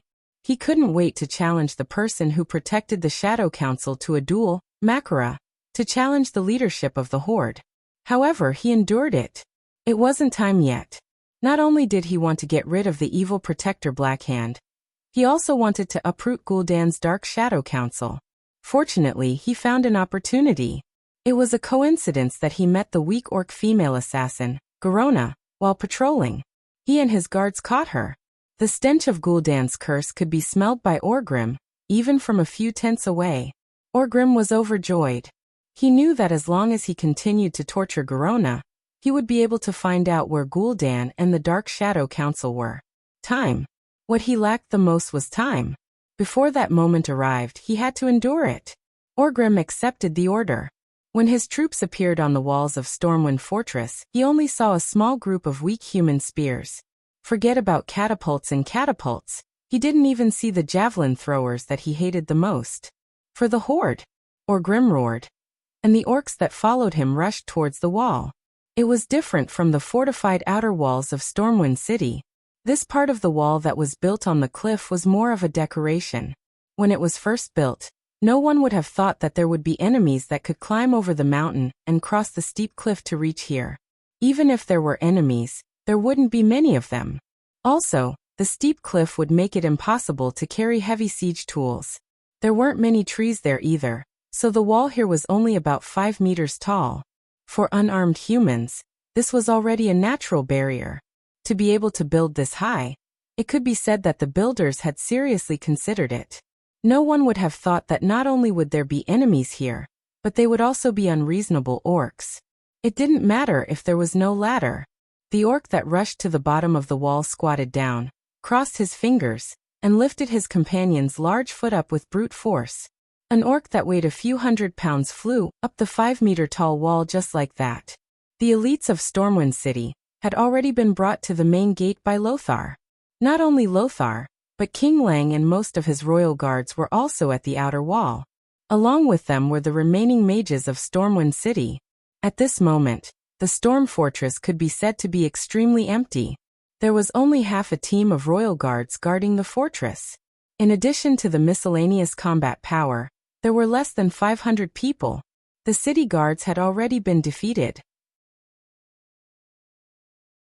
However, these 500 people had to face a total of 3,000 elite orcs who were as ferocious as wolves and tigers. Behind them, there was the queen, the young crown prince, and nearly 100 high nobles' family members. For the king, the royal guards fought back with all their might. They worked very hard. The combat skills that they had gained through strict training allowed them to not be at a disadvantage, even when fighting one-on-one with the elite orcs. Unfortunately, there were too few of them. The strong orcs had countless opportunities to make mistakes. As for the relatively weak humans, if they made a mistake, they would be instantly killed. Blood flowed from the main gate of the Storm Fortress all the way to the throne room. After the fierce battle, there were twisted, bloody, and splattered corpses everywhere. Some were torn into countless pieces, while others were decapitated. The royal guards worked very hard, but they still couldn't stop the scales of victory from tipping in favor of the orcs. In the throne room, William pulled out his short dagger and stood in front of his mother to protect her. Behind him, the noble young masters and ladies had already let out timid cries. Far away from the Storm Fortress, for blocks away, was King Lang, who was rushing back on horseback with the royal guards. The last barrier in front of the queen and the little prince, the heroic Sir Windsor, was knocked down by a red-skinned orc wielding a giant hammer. Despair spread uncontrollably and crazily. At this moment, William Wren saw light. It was the light of arcane magic.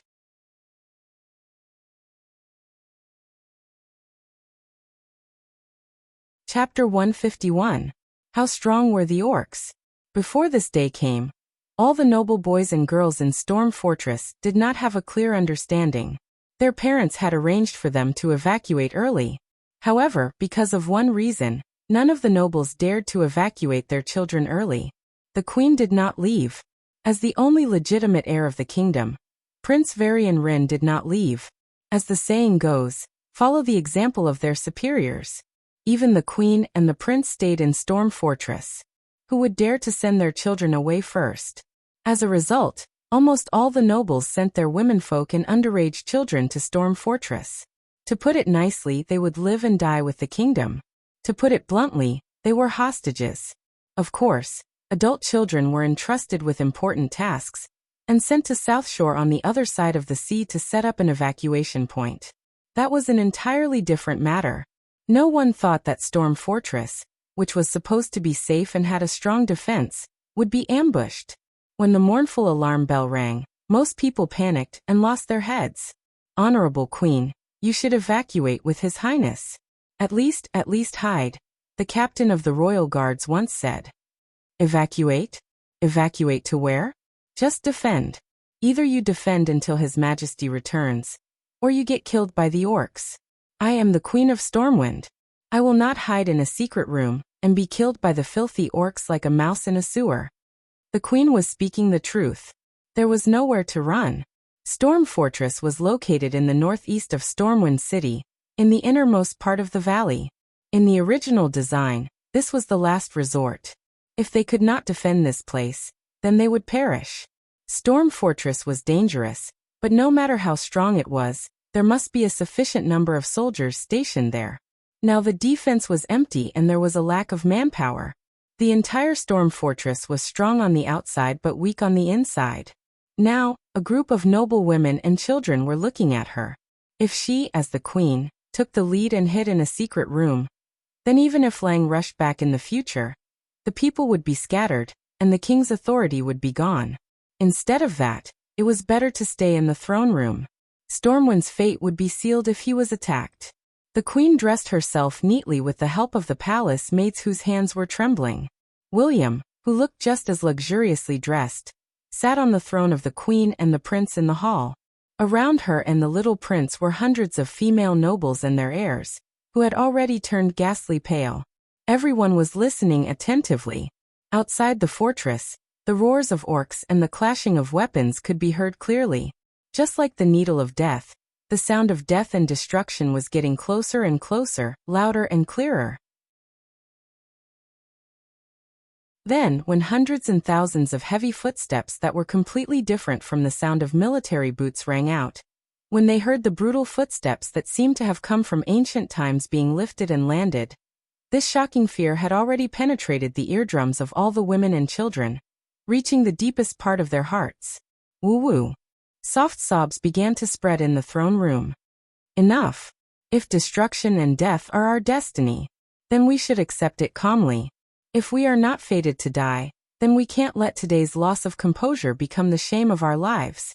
The queen stood up proudly, holding the queen's scepter in her left hand, while her right hand held Prince William's left hand tightly. The young prince's right hand held a gorgeous dagger tightly. Everyone listened nervously to the sounds outside, and looked at the group of guards in front of the door of the throne room. There stood the king's most trusted Sir Windsor, leading the last 12 royal guards. The weapon in Sir Windsor's hand was the famous King's Protector. The floor of the throne room trembled, as if a waiter was carrying a cup of water. Everyone's heart trembled slightly, just like the floor. The fierce fighting and rough roars were getting closer and closer, until a ferocious scarlet hammer smashed open the door of the throne room that was as thick as a fist. It was a hammer that was stained with blood, internal organs, and broken limbs. The hammer was shaped like a standard cube. Scarlet blood dripped from the surface of the square hammer, making William feel that it was more like a bloody throne that was raised high up in the air. As the door of the throne room let out a tragic cry and collapsed, a ferocious giant that seemed to have come from ancient times appeared at the door of the throne room. He had dark red skin and bulging muscles. On his protruding jaw, fangs lined up on both sides. The outermost one was longer, while the innermost one was slightly shorter. Ah! Just this terrifying appearance caused many noble ladies to let out terrifying screams before fainting from fright. Kill. Under Windsor's command, all of the Imperial Guards charged forward. Orgrim grinned. It was a disdainful smile. His right pauldron, which was decorated with thick fangs, lifted slightly, and a black gust of wind rose from his elbow. So fast. This thought flashed in the mind of the guard, who first came into contact with Orgrim. He was dumbfounded as the hammer in his field of vision grew larger and larger. In less than half a breath's time, it occupied his entire field of vision. His movements were not wrong. They were incomparably precise and concise. He had almost reached the limits of a human. However, in front of such an inhuman powerhouse, he could only be completely terrified. He could only helplessly open his mouth wide and watch as the opponent's giant hammer reached his face before his sword pierced it. Bam. It was as if time had suddenly returned to normal. The huge hammer of destruction hit the guard's head like a game of whack-a-mole. With a pu sound, the unstoppable force passed through the helmet and penetrated the forbidden guard's skull. Then, the terrifying force completely shattered his cervical vertebrae, causing his cervical vertebrae to completely fold into a single piece. The force did not dissipate, and it continued to pass down. In the next moment, the royal guard's facial features contorted. All the ribs in the chest cavity below his skull were stacked together. His brain juice, eyeballs, and other things, which had nowhere to go, spurted out from every hole in his skull the moment his skull was crushed. The hammer continued to descend, and after it smashed the guard's head into his chest, half of his body was flattened. The 1.9-meter-tall man turned into a dwarf. Soldier twitched for a moment before collapsing to the ground. The violent blood splattered on the marble floor of the throne room. A few drops of red even landed on a 13-year-old girl not far away. She was suffocating from fear.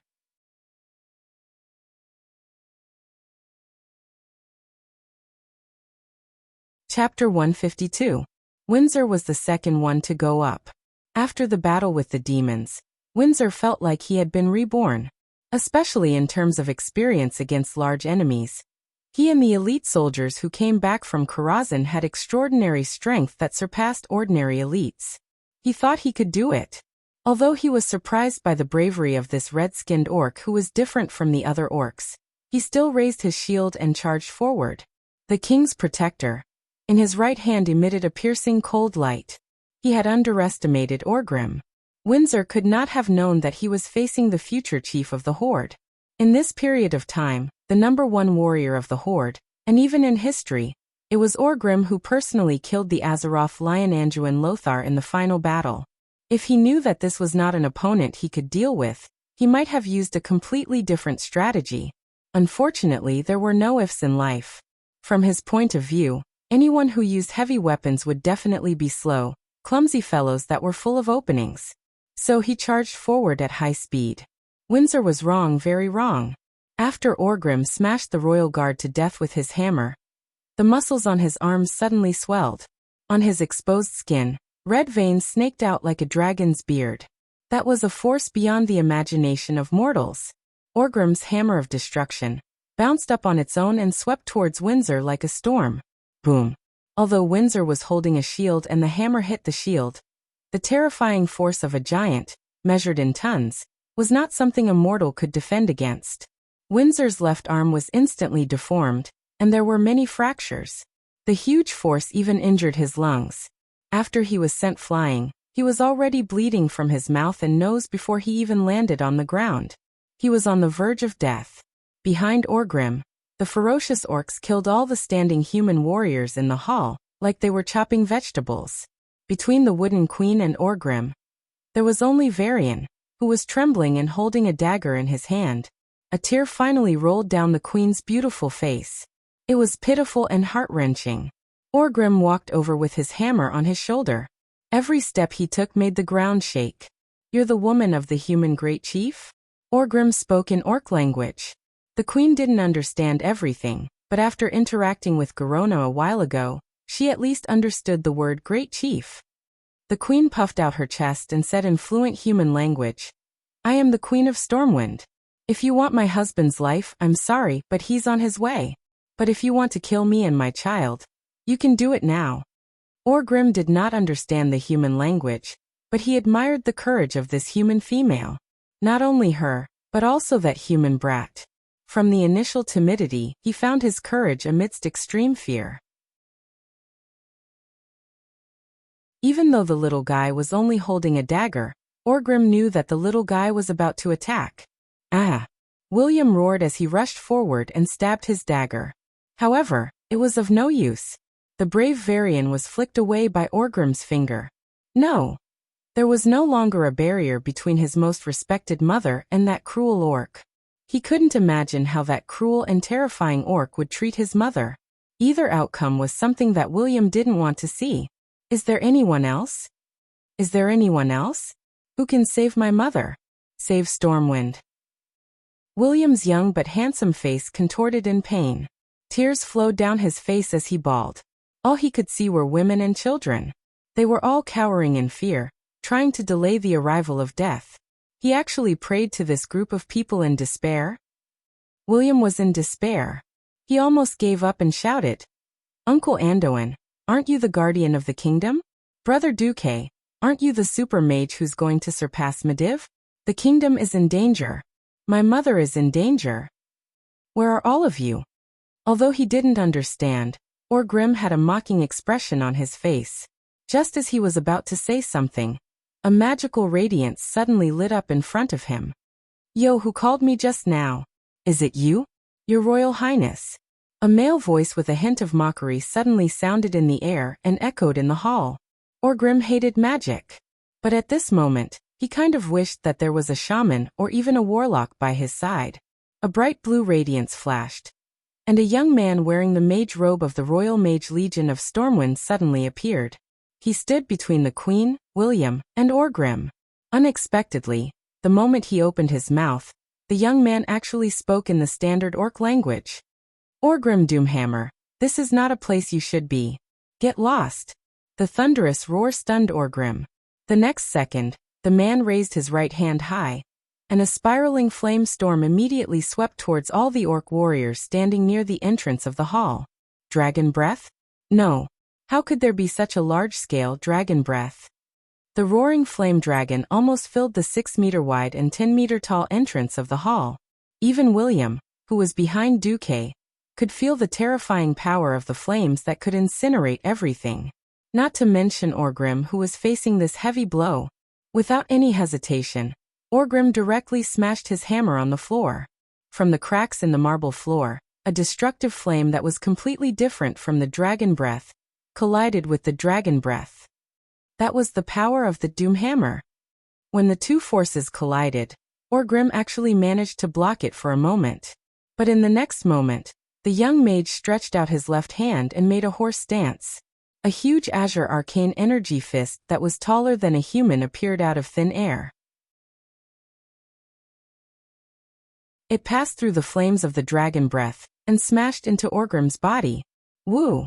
Caught off guard, Orgrim was directly sent flying. Go back to where you came from. The rest of the orcs were directly burned into charcoal, and the entire hall was filled with the unpleasant smell of burnt flesh. For a moment, the entire throne room was silent.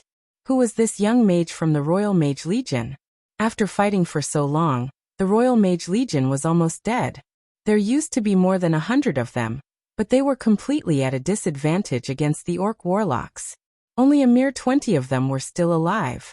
The queen recognized every single one of them, and she clearly remembered that they were all brought to the southern outer city wall by Lang. Who is he?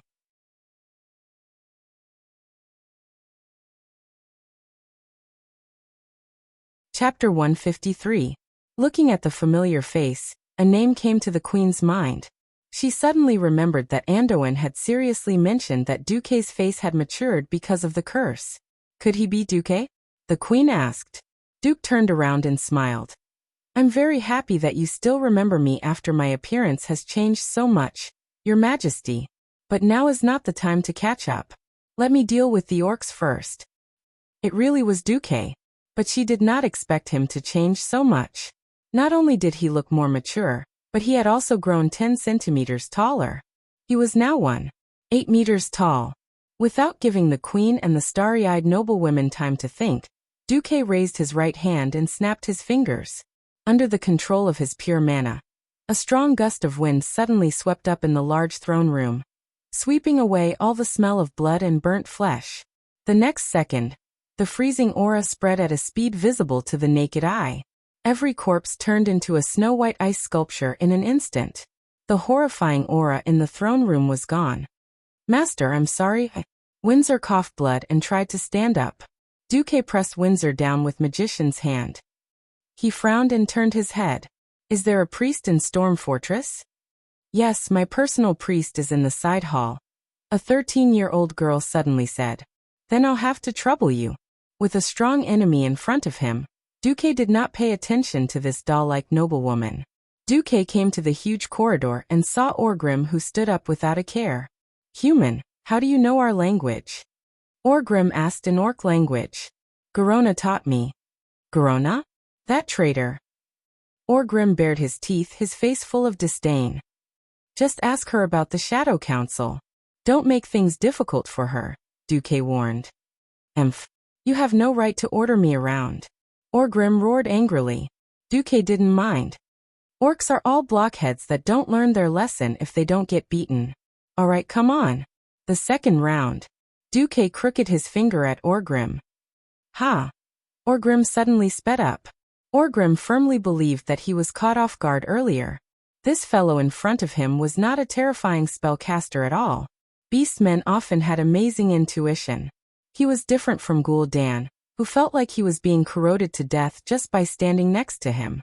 Even though Duque had a shocking amount of mana, Orgrim instinctively felt that Duque's mana was far from Gul'dan's. "If that's the case, I can win," Orgrim told himself. He soon found out that he was wrong. Perhaps, once he got close, Duque would be a piece of cake. However, Duque's actions were completely different from his youthful appearance. Shockwave was unleashed. A ring-shaped ring of flames with a powerful impact easily repelled Orgrim's attack. However, Duque could clearly see that the flames couldn't do anything to Orgrim. The system elf reminded Duque, "Be careful. Orgrim has a high resistance to fire." Duque's eyelids twitched. It made sense. Orgrim was one of the top beastmen, and his body was almost at the level of a saint. Back then he had jumped into a fire pit with Black Hand, swam in lava, and snatched Doomhammer back. How could Orgrim's resistance to fire not be high? It was like a firefighter wearing a high-tech fireproof suit. The flames couldn't do much damage to Orgrim. Curling his lips, Duque suddenly changed his approach. He reached out with both hands, and every time he raised his hand, a giant blue hand filled with arcane energy would fly towards Orgrim. Arcane spell. With this attack, Duque suddenly realized that Orgrim's resistance to arcane spells was also quite high. This gave Duque a headache. But it didn't matter. Whether it was punches, slaps, or middle finger flicks, it looked like he was trying to tease Orgrim. But in reality, both sides knew that the power of those giant hands was continuously increasing. 1 meter, 2 meters, 10 meters, 50 meters, 100 meters. Orgrim didn't expect that he would be forced back by Duque again, and again in the long corridor of the Storm Fortress. The pain didn't stop, but none of the wounds were fatal. Of course, this was only against Orgrim, who had thick skin and amazing resistance to magic. When he ran into other beastmen who didn't have high resistance to magic, Duque would just kill them with a single spell. Behind Duque, some brave ones like the little prince ran to the door of the hall to watch. They all stared blankly at Duque, who seemed to be taking a leisurely stroll out of the hall. With every few steps, he cast a spell and killed those hateful beastmen who invaded the fortress with the same clean and efficient method. Unknowingly, they were mesmerized by the stalwart figure of Duque's back. Which teenager didn't worship heroes? Which girl didn't admire heroes? Once upon a time, the object of their admiration was Anduin Lothar. Now this name had silently changed to Duke Marcus. The queen quietly walked behind Prince William and placed her hands on his shoulders. "Remember, William, only those who bravely stand up in times of danger are true heroes. Whether it's Duque or those warriors who fell to protect us, they are all heroes." "Yes." William nodded his head heavily. Orgrim was extremely aggrieved. He roared and roared continuously, using battle techniques one after another in an attempt to get close to Duque. However, he couldn't do it at all.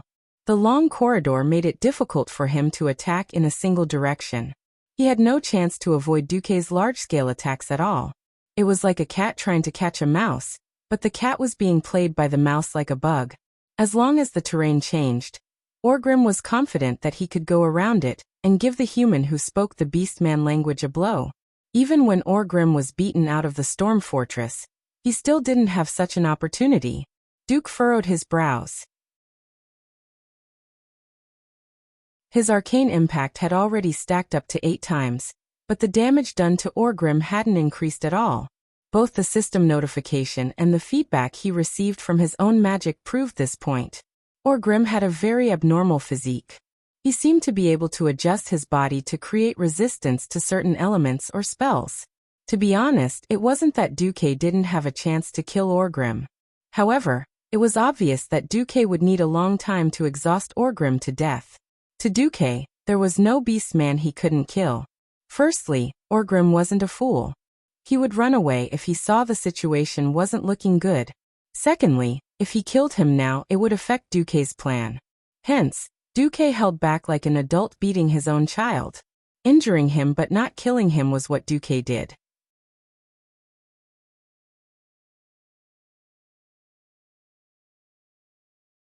Chapter 154. Human. Tell me, why did you hold back? Orgrim was keenly aware of this, and he felt insulted. Another heavy magic strike sent Orgrim Doomhammer flying into the square in front of the storm fortress. Duque stood at the gate and sneered. I'm not interested in you, who can't fight without your full strength. At this time, many of Orgrim's subordinates broke away from the crazed human warriors and charged towards Duque. Don't go there. Orgrim suddenly realized and tried to dissuade his subordinates. It was too late. Orgrim was a rare exception. He didn't drink the demon's blood, so he had the traditional reddish-brown skin of the beastmen. His subordinates weren't. The demon's blood made them more powerful, but also more violent and irrational. They didn't listen to Orgrim's roar, and instead, they rushed forward in a fit of passion. In the distance, the galloping King Leon and Bolvar saw this scene from the other end of the street that they would never forget for the rest of their lives. Circular magic circles unfolded on both sides of Duque.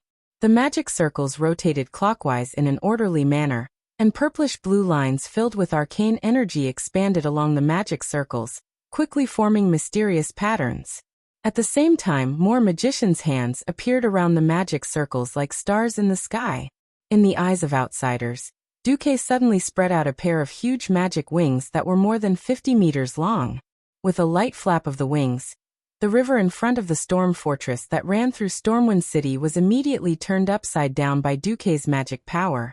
The tall waves formed a waterspout that many people wouldn't see in their entire lives. Susu, an ear-piercing whistle sounded. The water arrows that were like a torrential downpour turned into ice javelins that were as lethal as sharp steel weapons the moment they left the tornado. They rained down on the orcs that were charging at them madly. Orgrim was stunned. This was the first time he had seen such a large-scale magic. Against such a terrifying spell, even Orgrim had to swing his hammer with all his might to deflect the incoming icicles. He could withstand it, but what about his subordinates? Ah! Countless screams converged into one. In the blink of an eye, at least 200 valiant orcs were nailed to death in the square in front of the fortress. Just like how they had tortured and killed the human warriors in the beginning, they were now the ones being tortured and killed. This human mage's strength had completely exceeded his imagination. Orgrim tried to think of a way to kill this young human mage. However, what was the point of killing this mage?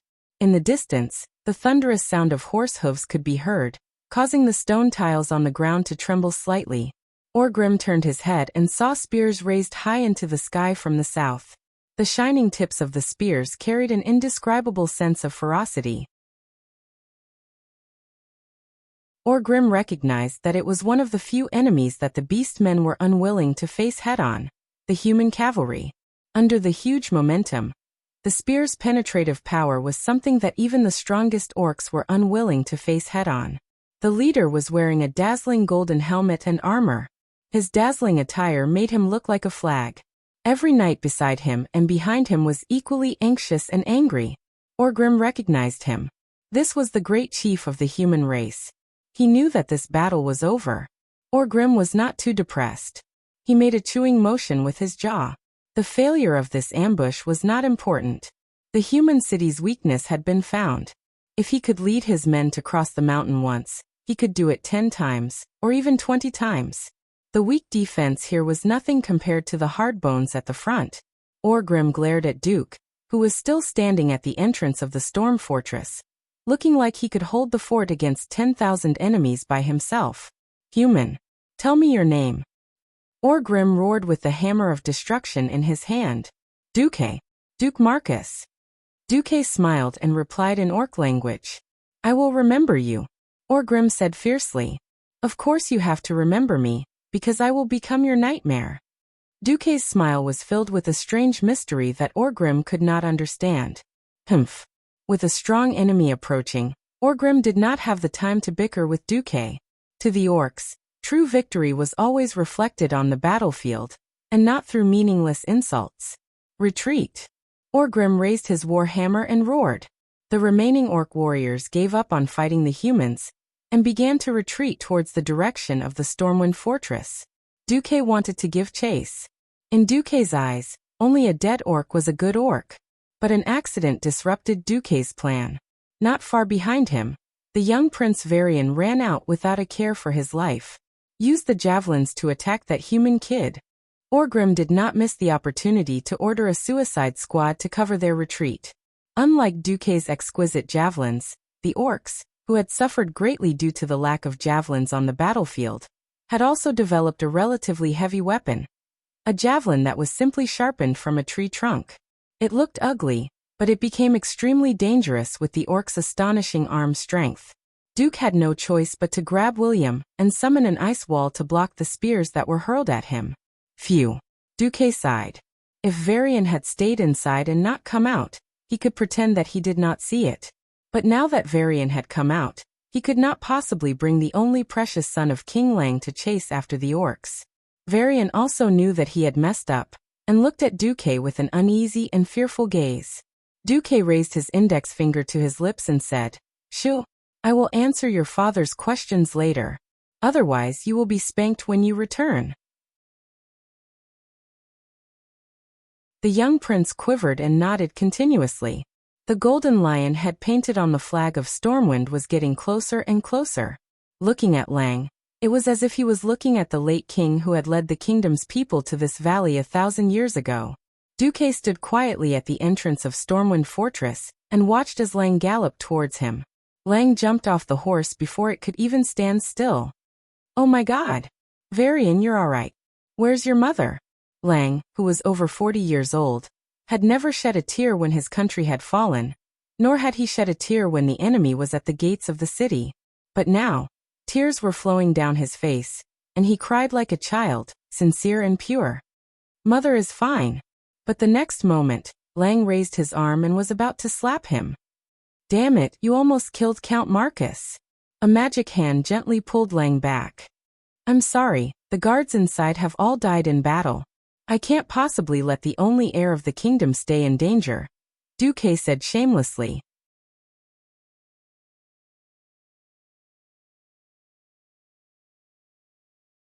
Chapter 155. A faraway world was in danger of being destroyed. A close family member was in danger of dying. Which one had the biggest impact on his heart? Of course it was the rescue of his close family member. Without experiencing the incomparably dangerous battle in Karazhan, Lang wasn't as emotionally and intellectually grateful to Duke, but it wasn't as impactful as this time. Unknowingly, Duke's youthful figure had already overlapped with the Mediv in Lang's mind. The same wisdom, the same kindness, the same reliability, and the same saving at the most crucial moment. Nianhua would grow old. How many more years would he and his good friend Noxus be able to stay strong? Duke was different. Not only was Duke talented and powerful, but he was also only 15 years old. Even though he was partially cursed by Sargeras, Duke was still 18 or 19 years old. If he could become a pillar of Stormwind, then William wouldn't have to worry about problems in the field of magic or even business for a long time. For a moment, Lang's heart was burning with eagerness. Unfortunately, there was still one more pressing matter that had to be dealt with. Where did those damned orcs come from? This made Lang's heart very painful. Not only was it because all the defenses at the south gate were useless, but it also meant that Stormwind City's fall had entered a countdown. Without the fortifications, the ratio of casualties between humans and orcs of the same level was 3-1. This was also the ratio of professional soldiers who had received long-term military training. Those farmers who were still plowing the fields a few months ago, even if they were fully armed, would at least have a ratio of 10-1 when they encountered the orcs. There were less than 70,000 soldiers left in the entire kingdom. And the orcs? The latest report said that there were at least 400,000 orcs. This was a terrifying number that wouldn't be enough even if all the people in Stormwind were to be stuffed into it. King Lang's face twitched. He turned his head and ordered, "Luther, bring some people to kill the orcs, at least until they reach the city walls. Andrew, get your people to take over Stormwind Fortress and clean up the orcs in the fortress. Jamacha, get the city guards to clean up the orcs." Then Lang turned his head and said to Duque seriously, "Thank you very much, Duque. Although I would like to promote you to a duke immediately, we have more important things to do now. I really need your opinion. From today onwards, I hope you can attend every military meeting." Duque bowed slightly.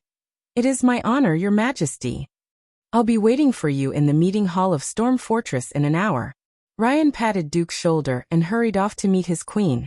Duke knew very well that from this moment on, he had truly become the core of the entire Storm Kingdom. This time, Fortress was the core of Stormwind Fortress, he said. It was because of Stormwind, not Orc. Duque clear. If Stormwind, especially this time, if it wasn't for Duke, the core of Stormwind City, Stormwind Fort, would have been occupied by the elites of Orgrimwood. Then, they would have worked together and Stormwind would have fallen today. Of course, all Duque did was repel the orcs' surprise attack. Next time he wouldn't be so lucky. Even so, there were corpses everywhere, and houses that had been burned down everywhere. The orcs' half-an-hour invasion had caused great damage to Stormwind Fortress. It wasn't just physical damage, but also mental damage. At that moment, Duque could still hear the screams of the people in the distance. Stormwind Fortress has fallen. Stormwind Fortress has fallen. However, this wasn't Duque's concern. Just as Duque was about to go check on Windsor, another group of Stormwind soldiers rushed over. They looked no different from the other soldiers of Stormwind City, but Duke noticed that the insignia on the left side of their chests was a black insignia. In the middle of the insignia was the skull of the Grim Reaper with a hood, and beside the skull were countless mage hands faintly appearing. Isn't he one of my people? Duque was stunned, but he soon realized that the leader was his head butler, Makarov. Sweeping his gaze across, Duque found many familiar faces. The mercenaries that followed him to the western wilderness were all at least captains. Master.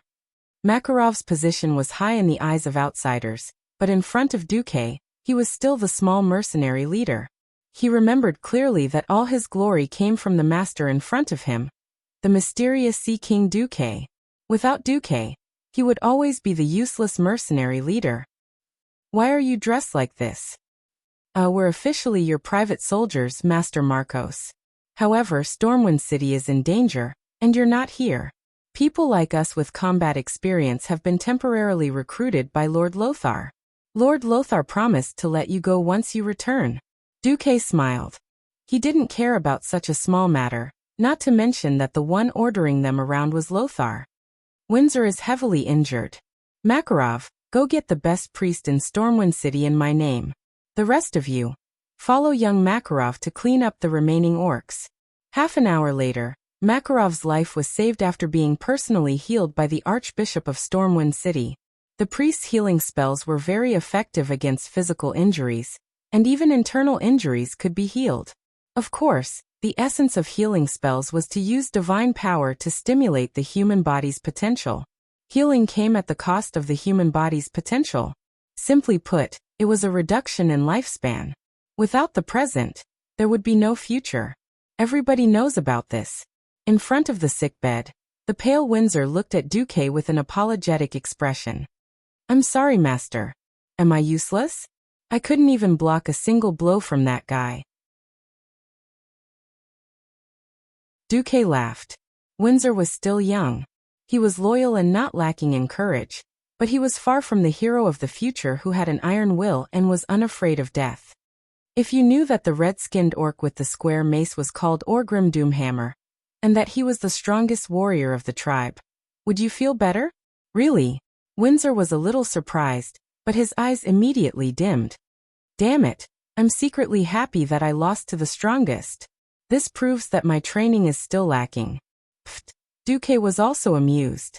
Come on, in the entire kingdom, apart from Lothar, there's really no one who can fight him fairly. Not even you, master? Duque pondered for a moment. If there's no interference, give me at least half an hour, and I have about a 50% chance of killing him. Duque added in his mind. That's on the premise that I can't revive. Out of the blue, Windsor asked, is Stormwind Kingdom destroyed? Stormwind City will fall, and Stormwind will be reborn after defeating the orcs.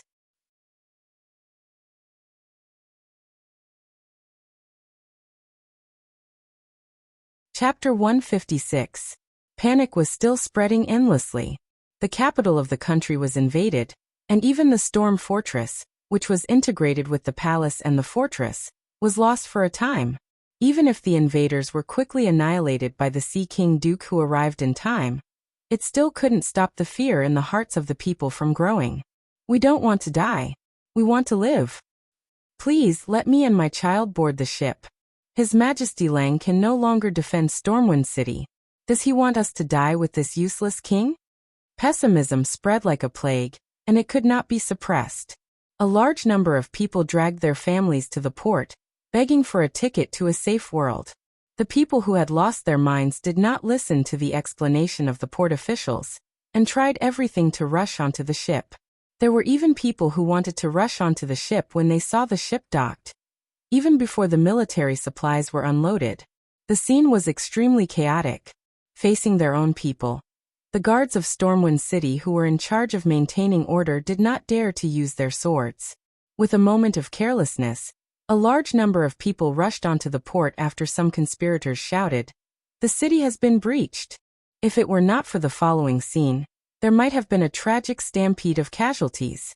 A strong gust of wind suddenly blew, bringing with it a bone-chilling cold air from the pier. Everyone could clearly feel the terrifying power contained in this cold wind. A small part of the sea suddenly froze, and a huge iceberg rose from the ground, getting taller and taller. A young man wearing the robes of the Stormwind City Royal Wizard Squad stood on it. Wizard. It's actually a wizard. Oh my god. He's Sea King Duque. The name Duque seemed to have some mysterious magic power that surpassed the power of magic. As soon as the name came out, the people who were in a frenzy suddenly calmed down, whether it was out of a natural fear of the wizards in the mysterious realm, out of admiration for the young wizard who had become a giant in the kingdom, or out of respect for the hero who was the king of demons Sargeras. The people stopped what they were doing. Everyone stopped what they were doing and looked at the legendary young mage standing on the ice mountain with complicated and fearful gazes. Duque didn't explain anything first. He raised his hand, and a lot of hands of magic that emitted white fluorescence suddenly appeared. They flew into the crowd like lightning and dragged several guys out. Ah, what are you doing? Let me go. Let me go. Mages are killing indiscriminately. Is there still any law? These ruffians struggled violently, but in the face of the mysterious magic power, their struggles were meaningless. Duque's mocking sneer spread in all directions. Didn't you have a good time shouting, "The city is breached" just now? Shout. Why aren't you shouting? Just by observing with the naked eye, it was impossible to find these fellows who harbored ill intentions. However, with the help of the system elf, he was able to find it easily. Of course, this would be attributed to the mysteriousness of mages by the people. Everyone's mind suddenly shook, and they immediately realized that it was these fellows who had seized the opportunity to cause trouble. Bastard! You actually lied to us. Liar!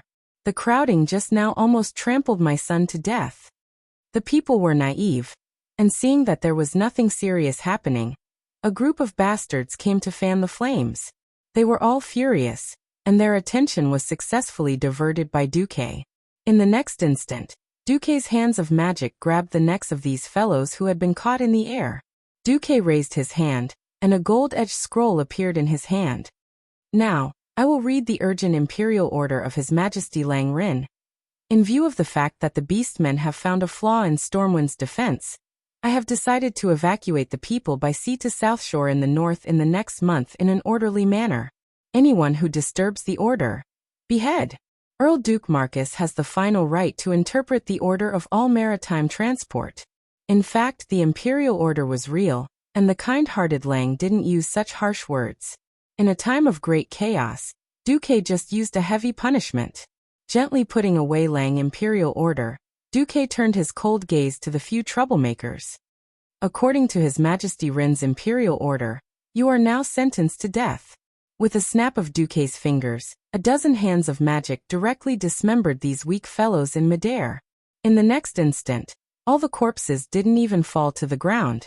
They were directly frozen into a huge ice sculpture, thundering into the sea closest to the dock. As long as one walked on the dock, one could clearly see the tragic deaths of these gangsters through the transparent ice surface. Immediately, Duque waved his hand, and the radiance of arcane magic divided the crowd into a dozen or so huge horizontal lines.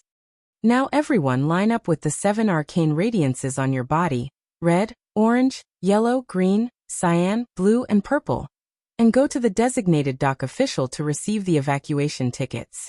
Anyone who disturbs the order of the dock, you'll end up like these gangsters. Don't even think of deceiving my mage's eyes. With my eye of heaven, anyone who sneaks onto the ship will be thrown into the middle of the sea to feed the sharks.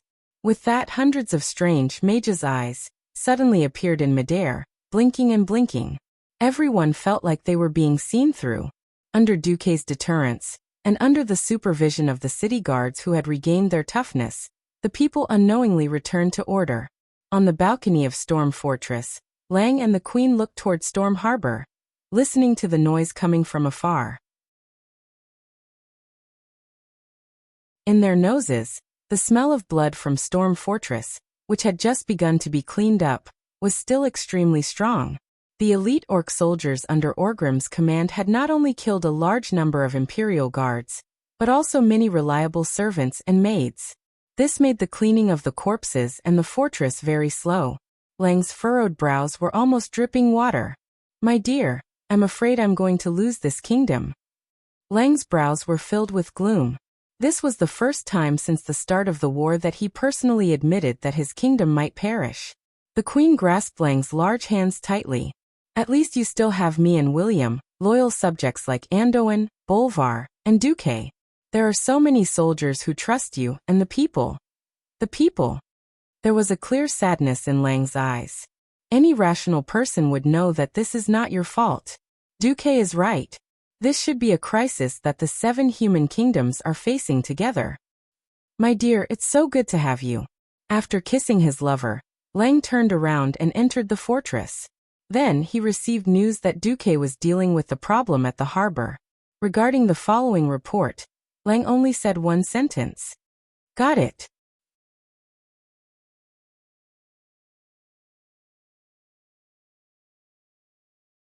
Chapter 157. Lang waited in silence for 10 minutes. When he knew that Duque had arrived, he came to the meeting hall and began the military meeting. Those nobles who had been clamoring before the start of the Battle of Stormwind City, even if there were millions of orcs, they would all die under Stormwind City, were all silent. Unsurprisingly, the topic changed from how to exhaust the orcs to how to evacuate. Evacuating was not an easy task. Even though women and children had been evacuated a few months ago, it was not that they did not want to evacuate, but there were simply not enough ships. No one blamed Duque. Without Duque, the situation might have been even worse. The simplest example was the new Stormwind port, which had a stone pier that extended all the way to the sea. Compared to the previous narrow military port and the fisherman's pier, the shipping capacity was more than 10 times greater. And shipping capacity, no one knew what Duque was thinking. Almost all the ships directly under Duque's command were typical large cargo ships. They did not even need to be modified, and could be used directly to carry people and goods. The spacious cabin and good ventilation made it like a can of sardines stuffed full of people, but there was still no major problem. Unfortunately, considering the distance, no matter how much the ships were overloaded, they could only transport about 5,000 people a day on average. At this moment, there were still more than 300,000 soldiers and civilians trapped in Stormwind City. It was no exaggeration to say that almost all the ships in the human world were here. Even if Stormwind Port and the shipyards of Kurtiras worked overtime to build ships, there would not be much increase in shipping capacity in a short period of time. The shortage of shipping capacity was the biggest problem in front of Lang. In history, Stormwind was also hit hard because of this reason. After Lothar's raid on Karazhan, because the orcs were advancing faster than in this world, all the roads were blocked. Lothar did not return to Stormwind City. When he rushed back, Lang had already been killed by Garona in a secret underground meeting hall, under the witness of the little prince, Varian. Without a leader, and with the rubbish in the port, there were not enough ships. As a result, when Stormwind City was attacked by the Horde, more than 80% of the citizens who could not escape in time were slaughtered. Lothar brought less than 20% of the citizens of Stormwind, and the orphans and widows left behind by Lang to Southshore. With no soldiers, no manpower, no weapons, and no supplies, Lothar was almost at the end of his rope. That was how Lothar, as a direct descendant of Thoradin the Great, announced that he would give up the throne of Thoradin the Great in exchange for the formation of an alliance to fight against the invasion of the Horde. In this world, with the existence of Duque, the course of history had been greatly changed. At the very least, Lang was still alive, and more than 300,000 citizens had been transported to Southshore. Regardless of whether Stormwind had lost just like in history, it was obvious that they had managed to preserve their vitality in this life. Due to the large number of citizens, and the fact that Duque had sent people there early on to prepare for large-scale construction, there were voices of dissatisfaction in both the Kingdom of Riptide Fortress and the Alterac Kingdom. They suspected that the people of Stormwind had come here, and refused to leave. King Lang knew very well that Duque had reached his limit. However, evacuation was not something that could be done at will, nor was it a simple mathematical problem. 300,000 divided by 5,000, which was exactly 60 days to evacuate. Wishful thinking. Hundreds of thousands of orcs were eyeing the city covetously. Once the city was breached, all the remaining people would be instantly surrounded like dumplings, and no one would be able to escape. Only those who had evacuated in the first few days would be truly safe. The later it was, the more dangerous it would be. Now, including all the militia and city guards, there were at most 90,000 people. It sounded like a lot, but once the battle started, it would only take half a day to kill all of them. Stormwind City can no longer be defended. For the continuation and future of the kingdom, we unanimously suggest that the Honorable Queen and Prince William should evacuate first. Several dukes stood up together, and were the first to advise. Upon hearing this, Noxus snorted coldly. Why should the Queen and the Prince evacuate first? Isn't it just because the mother and son don't evacuate, and you cowardly fellows don't dare to violate the taboo and evacuate first? If the upper beam is not straight, the lower beam will be crooked. If the upper beam is upright, the lower beam will be crooked. Even if the upper beam is crooked, the lower beam will be crooked. With the Queen and the Prince here, the nobles didn't even dare to ask about evacuating their children. Now that Storm Fortress had almost fallen, it was the best excuse for them to do so. Lang glanced at these nobles, but none of them dared to really meet Lang's burning gaze. After pausing for a moment, Lang still said, "Yes, all noble women, first-in-line heirs of the family, those who don't hold military positions, or those who are underage can evacuate together with the Queen and the Prince. Don't worry, in a situation where a bloody battle to the end is meaningless, I won't ask you to defend to the end with me." Lang's reply made the nobles really happy and angry at the same time. They were happy that Lang finally relented, giving their children an excuse to escape. They were angry that Lang still didn't allow any desertion. Stormwind had been a country for 1,000 years, relying on military merits to protect their titles, and military merits to advance. That was why the nobles, in order to let their children stand out, racked their brains to think of ways to get a job in the army. There was even the matter of the Brando kid, who had a conflict with Duque taking credit. Now Clan had blocked off their escape route with a single bite. Except for a few who had a grand reason to flee, the rest would have to live and die with the king. Those who had arranged for their children to escape in advance were naturally secretly delighted. Those who weren't so smart now looked like they had just eaten arsenic as a snack. Ignoring these guys, Lang focused on another important issue. Noxus, if I give you the entire city's combat power, how many days can you defend Stormwind? Noxus thought for a moment. With that 16-foot 5-meter high wall? If the orcs use that as a breakthrough point, 10 days no more. And we need at least 30,000 people to cover their retreat. This army will definitely be wiped out.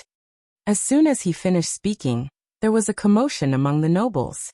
Almost everyone had their own thoughts. Lang turned his head to Edwin Van Cleef, who was sitting next to Duque, looking a little uneasy. Van Cleef, if I ask your men to urgently build 50 archery towers and catapults over 20 feet high at the east wall, can you do it? If you can, how many days will it take? It was the first time he had attended such an important military meeting, and Van Cleef was extremely nervous. His back was completely soaked in cold sweat. At this moment he heard Duque's voice. Don't be nervous, answer truthfully. The wise king will not vent his anger on you.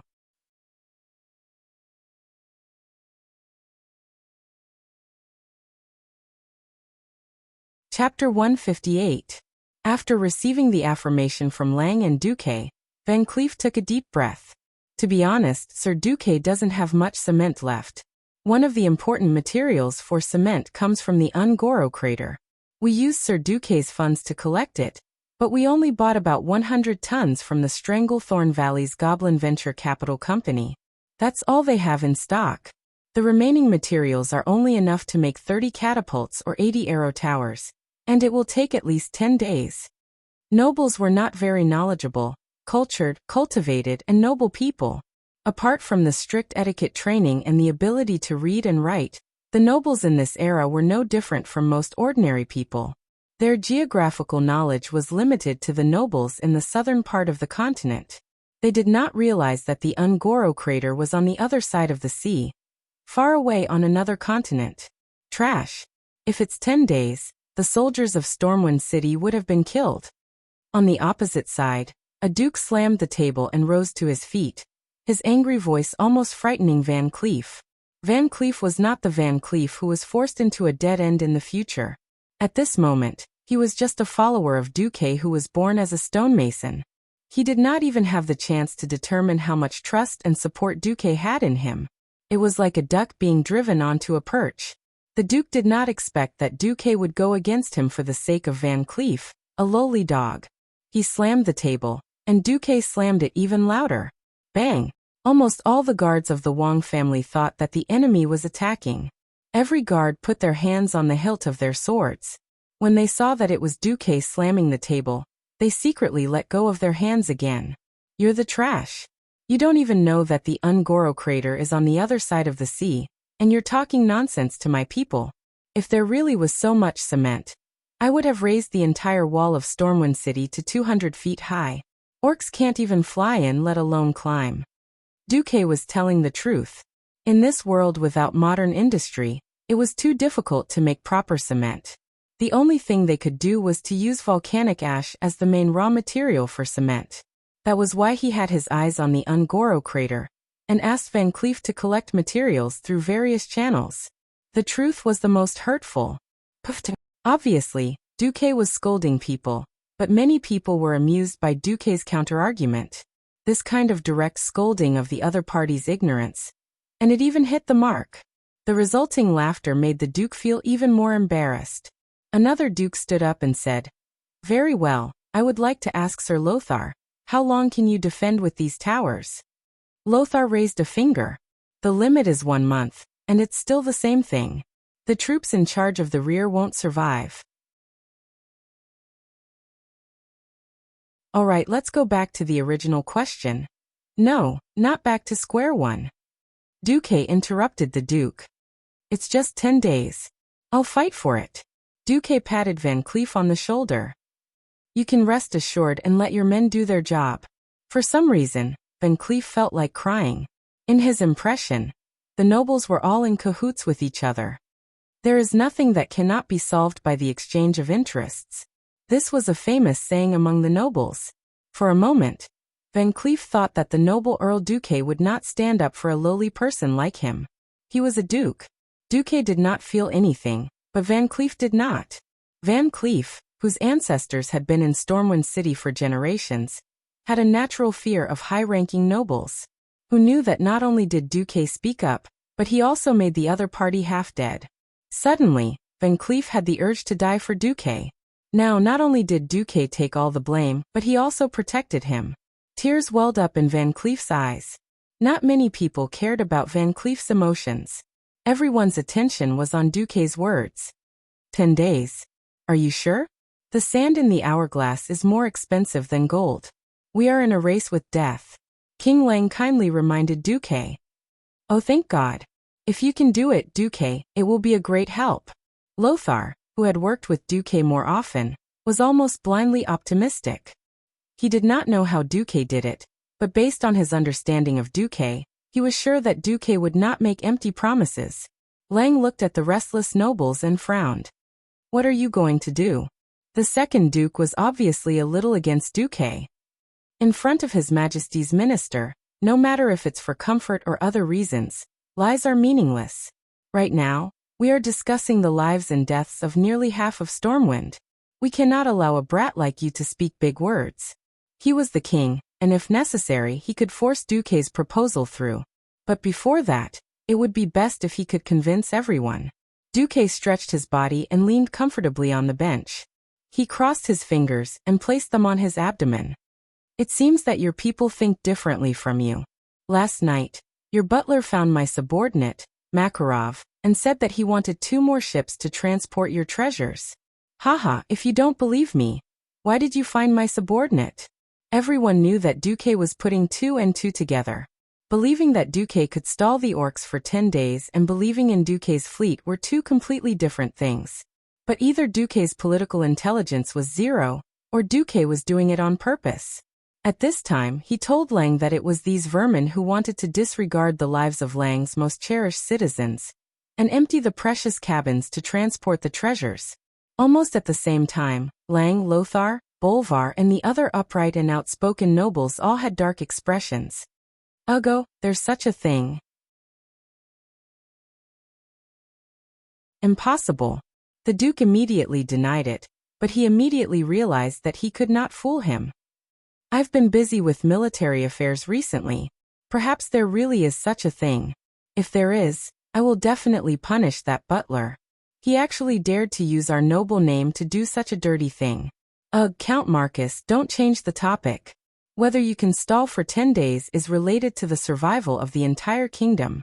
That poor butler would most likely become a scapegoat. After all, beating his dog was also a slap to his face. Duque did not care. He already had his own ideas about the nobles of Stormwind. Of course, the topic returned to the most important matter, the 10th day. It's very simple. Since the elven forest has already been occupied by those greenskins, then I'll just burn half of the forest. The moment Duque's voice fell, the entire place fell into a deathly silence. Everyone sucked in a cold breath. Duque was really daring.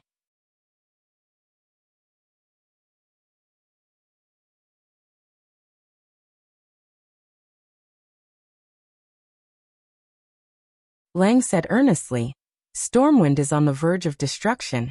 And it's not just you, Duke Marcus. For a 15-year-old like you, you've done enough, that's good enough. If the kingdom's fate is to be destroyed, I will calmly accept it. But in the future, when we rebuild Stormwind from the ruins, we still need young people like you to contribute. Almost every noble sucked in a cold breath. If it had been anyone else, they would have at least given a military order, saying that if they did not complete the mission, they would die for the country. Now that it was Duque, Lang was actually so lenient that he did not even hesitate to bet on the kingdom's early destruction. How much did Lang value Duque? Such royal favor was unheard of. Even when Medivh was still alive, Lang had never pampered a Medivh so much. But thinking about it, it was normal. At this point, did Duque still need to prove himself? The youngest sky wizard, the richest merchant in the world, the sea king who held the kingdom's lifeline, the hero who killed the demon king Sargeras, saved the queen and the prince, and was the king's great benefactor. If not for the fear of not being rewarded in the future and being blocked by the nobles, Duque would have been a duke by now. Even so, everyone in the noble circle knew that Lang had already greeted the only Morning Star wizard. As long as the situation stabilized, Duque would inherit Medivh's position in the kingdom and become the chief court wizard of Stormwind. Duque's rise was unstoppable. Before Duque returned from Karazhan, no one was confident.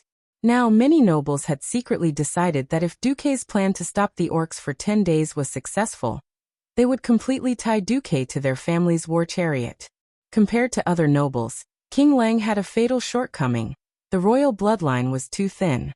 It was not only because he was not a direct descendant of Thoradin the Great, but also because Lang did not have any siblings. Similarly, the only heir was Prince Varian. The queen did not have a child with Lang. But other nobles were different. Wasn't it just a noble daughter? As long as they had a marriage alliance with Duque, even if they lost their territory, their family would still be able to live comfortably. If they could win back their territory in the future, that would be even better. Unknowingly, the nobles had begun to have ideas about Duque. Duque did not know what the nobles were thinking. After thanking Lang for his concern, he prepared to set off. But after stepping out of Stormwind Fortress, he was surprised to find a group of old friends waiting for him. Mentor Norton, I'm so happy to see you. Your aura is not bad. Yes, it was Old Man Norton. Darnielle and Itana were also beside him. Duque noticed that these two former magic apprentices were now wearing the formal robes of the Royal Wizard Guild. You've advanced. This time, Duque was really surprised. Darnielle smiled foolishly. Itana once said, "If you don't rise in war, you will perish in the flames of war." I just advanced to a level 1 Earth Mage last week. Itana advanced 2 months before me, and is now a level 3 Earth Mage. The freckled Itana gave Duque a standard ladylike bow, her face still a little stiff.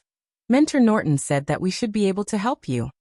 Old Man Norton came over and took Duque's hand affectionately. Don't refuse, Duque. This old man's old bones are about to fall apart. I'll thank the heavens if they can survive this battle. They have no future with me. Today I'll throw away my old face. If you don't accept them, I'll kneel here for everyone to see. Don't. Duque knew that the old man was serious. Darnielle and Itana, who were born as commoners, had long been labeled as Duques. If Duque didn't want them, these two really had nowhere to go. Duque turned to face the two. Okay, enough with the pleasantries. You two will follow me from now on. I want to ask you, do you want to become my followers? Or are you my henchmen? Darnielle scratched his head. Is there a difference? Itana kicked Darnielle lightly. Of course I want to be a follower.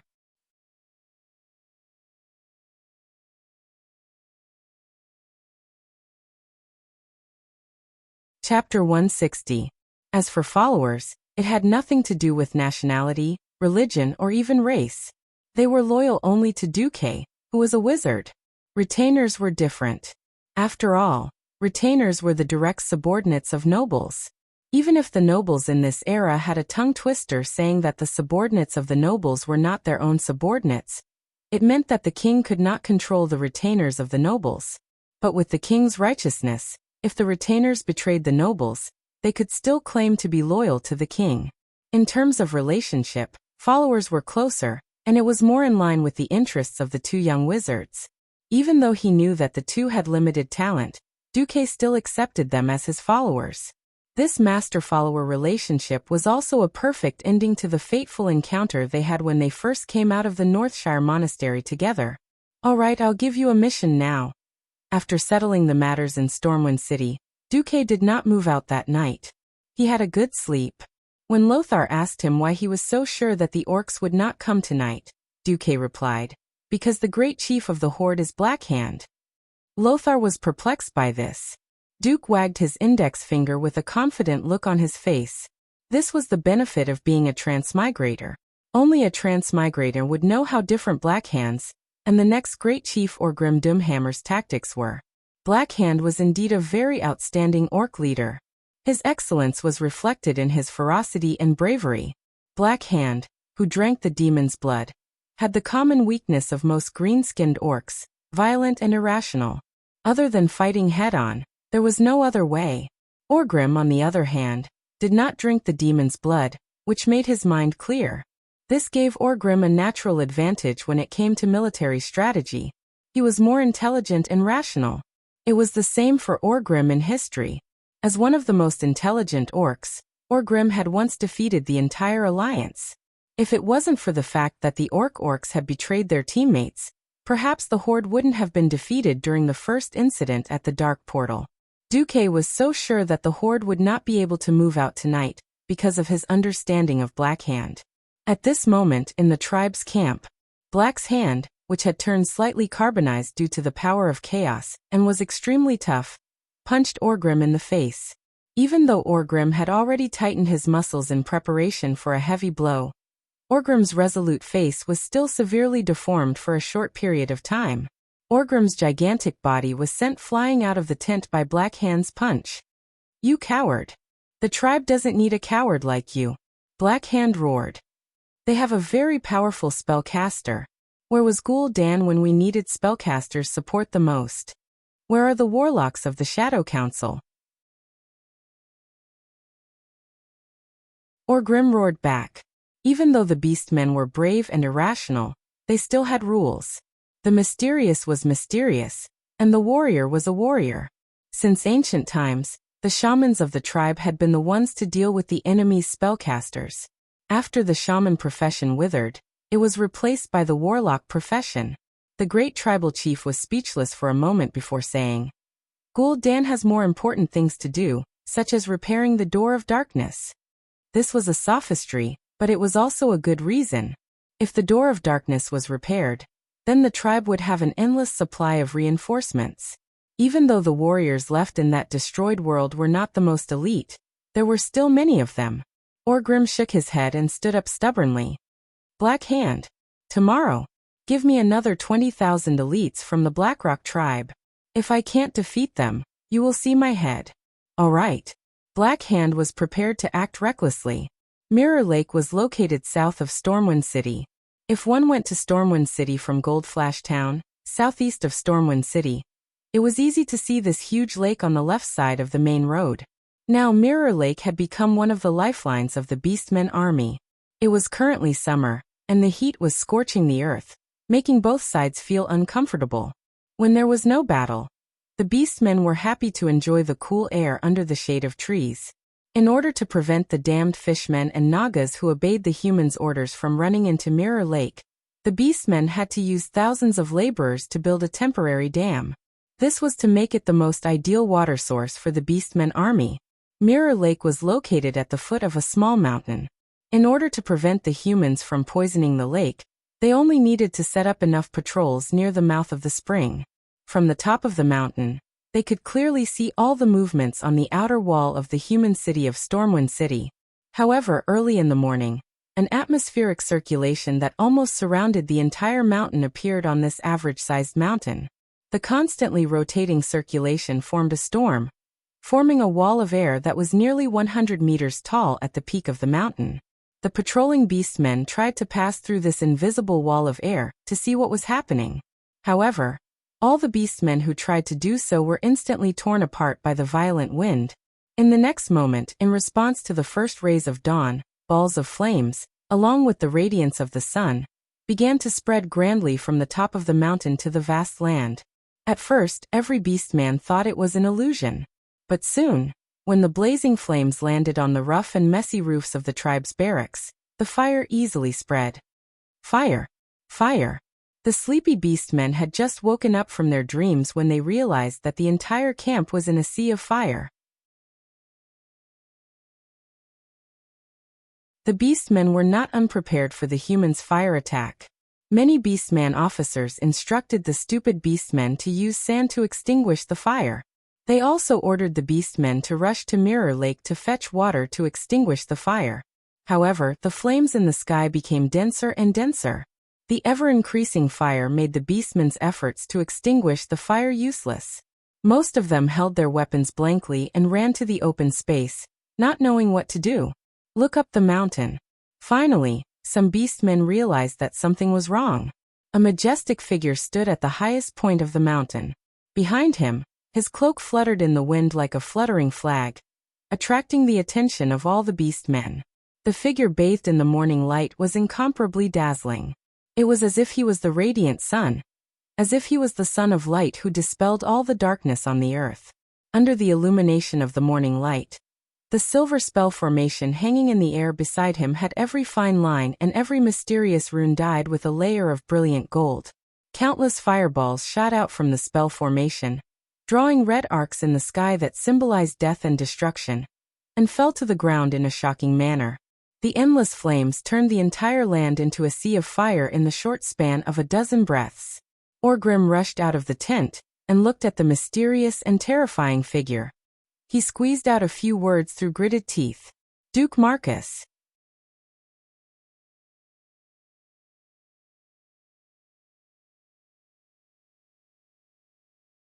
Chapter 161. Of course you have to remember me, because I will become your nightmare. The words spoken by Duke in the orc language were still echoing in Orgrim Doomhammer's ears. It was like mockery, but it was also like a nightmare that he could never escape from. Great Chief Blackhand brought his guards to Orgrim's side and roared. You know that human mage? Of course. It was this Duke Marcus who repelled the surprise attack of my men and me. I had already killed my way to the human chief's throne at that time. Blackhand's face twitched. Of course, he knew that the best way to deal with spellcasters was to find stronger ones. But he had no choice. The orders from the Shadow Council had not been cut off, and he could not even find a single warlock. Grabbing Orgrim's shoulder with one hand, Blackhand pulled Orgrim's body over and roared.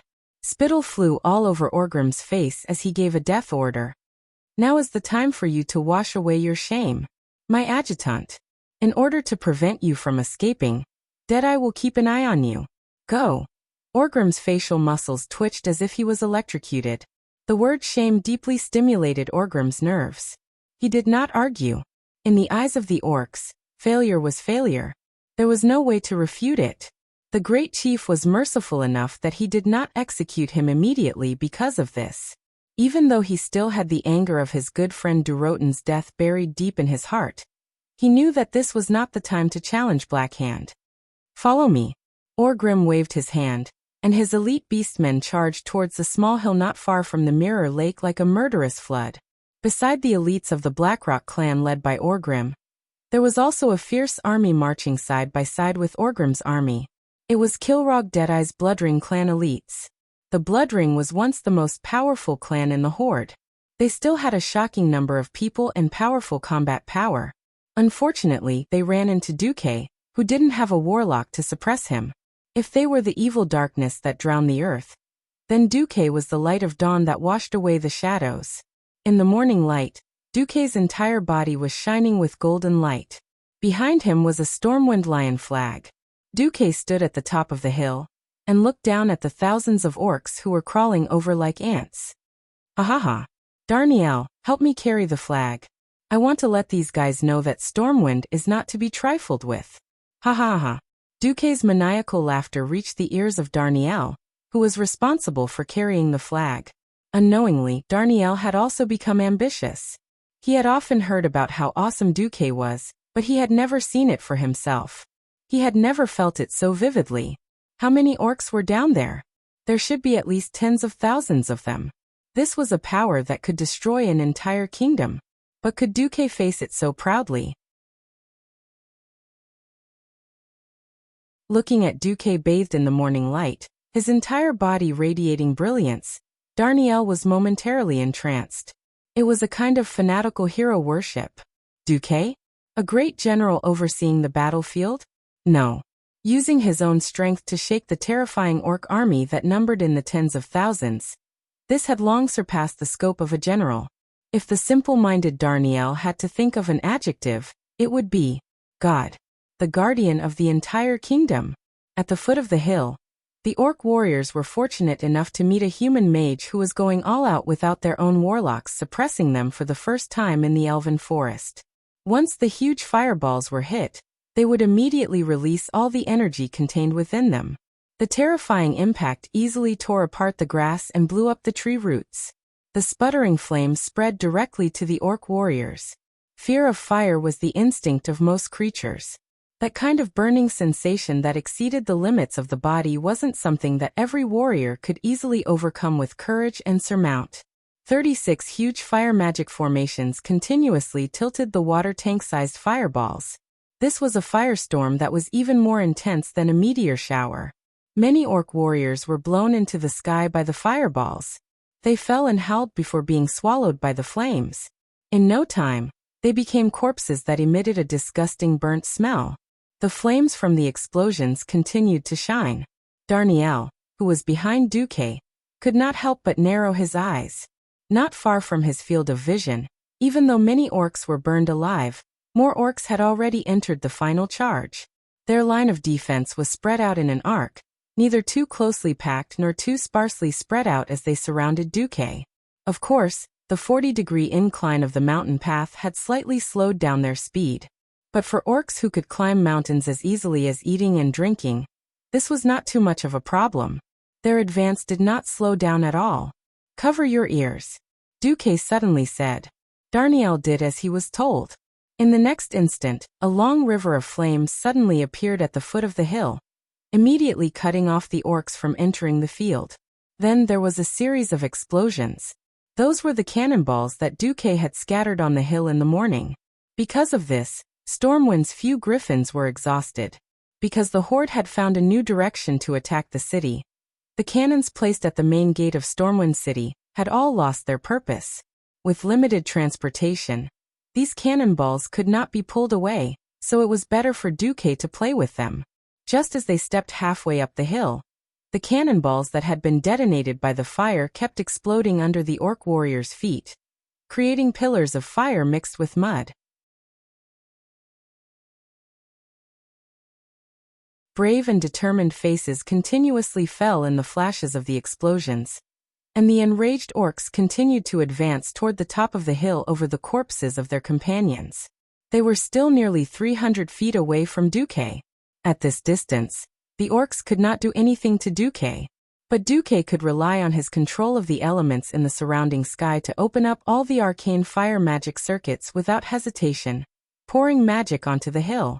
The deafening sound of the explosions shocked the entire orc army, and even the human warriors on the outer walls of Stormwind City, more than 1,000 feet away. Even if it was the lowest level of fireball, the impact it caused was quite shocking. The exploding fireball almost overturned the ground. On the originally lush hill beside the Mirror Lake, every branch was broken by the blazing heat wave. The broken branches kept falling, and then flying again. Among the Blackrock and Bloodring tribes that rushed up the hill, the flags that symbolized glory and power fell one after another. At the foot of the hill, the great chief Blackhand's eyes widened. This is impossible. In contrast, after seeing the raging fire and hearing the orc screams, the soldiers of Stormwind City burst into thunderous cheers. On top of the city wall, every warrior showed an expression of ecstasy. They knew that their new guardian, Duke Marcus, was teaching the orcs how to be human.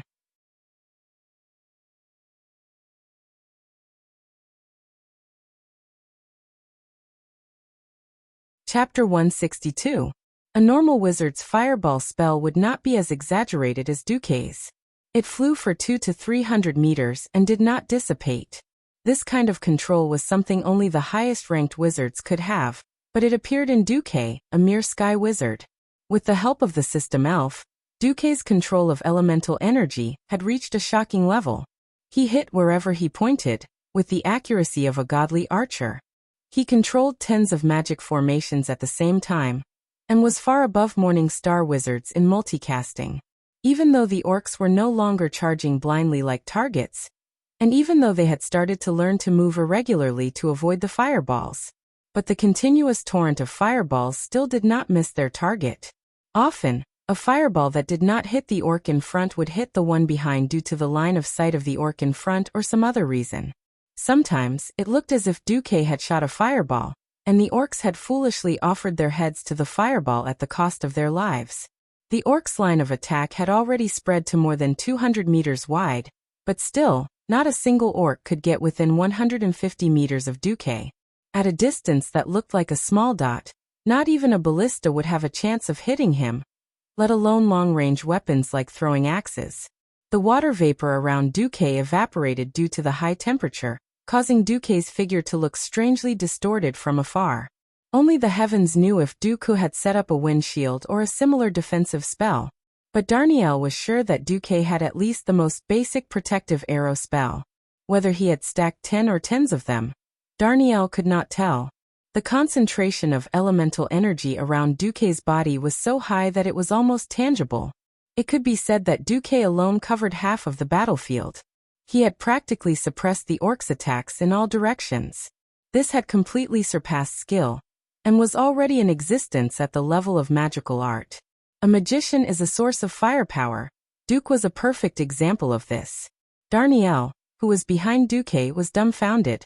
A kind of involuntary worship and awe filled Darnielle's chest. Even though he knew that he would never reach the level of a sky mage, Darnielle could not suppress his yearning. So my master will definitely reach, no, even surpass the level of the previous guardian god. Medivh? Is he a super mage? Darnielle suddenly felt that it was worth it to die for Duque after witnessing this scene. It was supposed to be a one-sided massacre, but the whole situation was broken after a huge red figure appeared. In history, the next great chieftain of the Horde, Orgrim Doomhammer. The muscles around Duque's eyes twitched. He already knew that Orgrim had an exaggerated resistance to the elements, especially the fire element. It was obvious that Orgrim was going all out.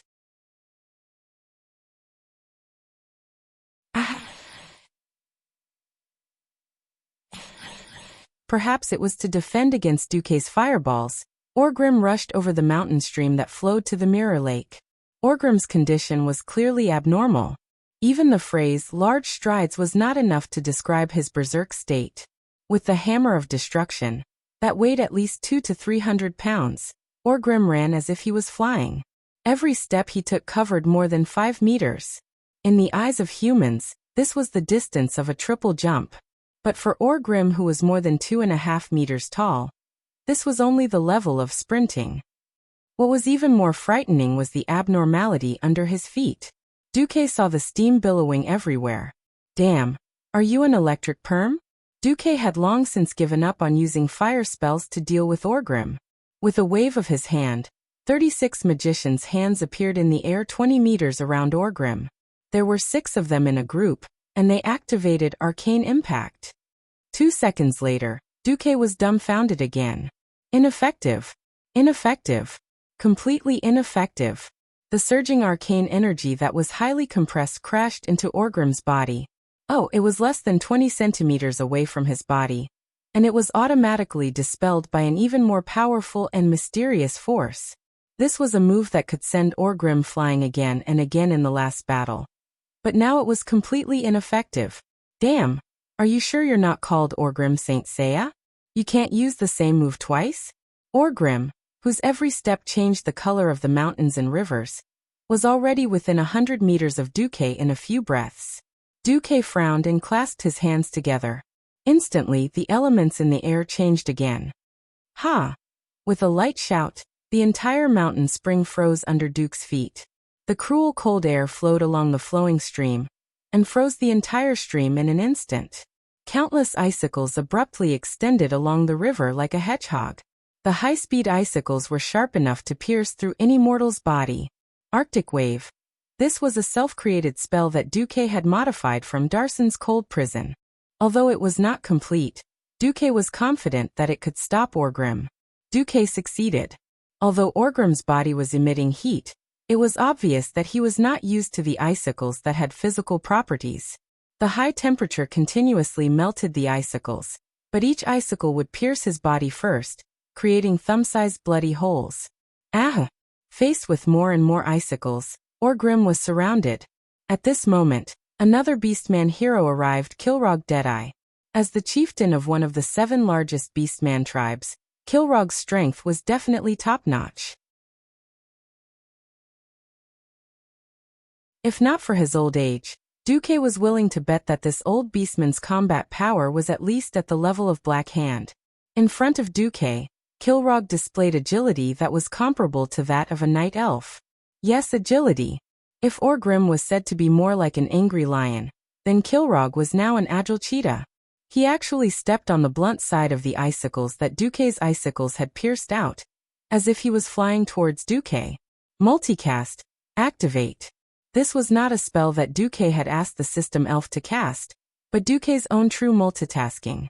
Its power was more than a level higher than the system elf spell. Blizzard and Wide Area Icicle. For the first time, Duque showed the world his shocking magic circuit. No matter how agile Kilrogg was, he could not be immune to this kind of omnidirectional magic attack. For a moment his figure also froze. Kilrogg was so anxious that he croaked. The beastmen behind him still wanted to rush forward, but they were suppressed by the system elf's hand of magic and the magic formation.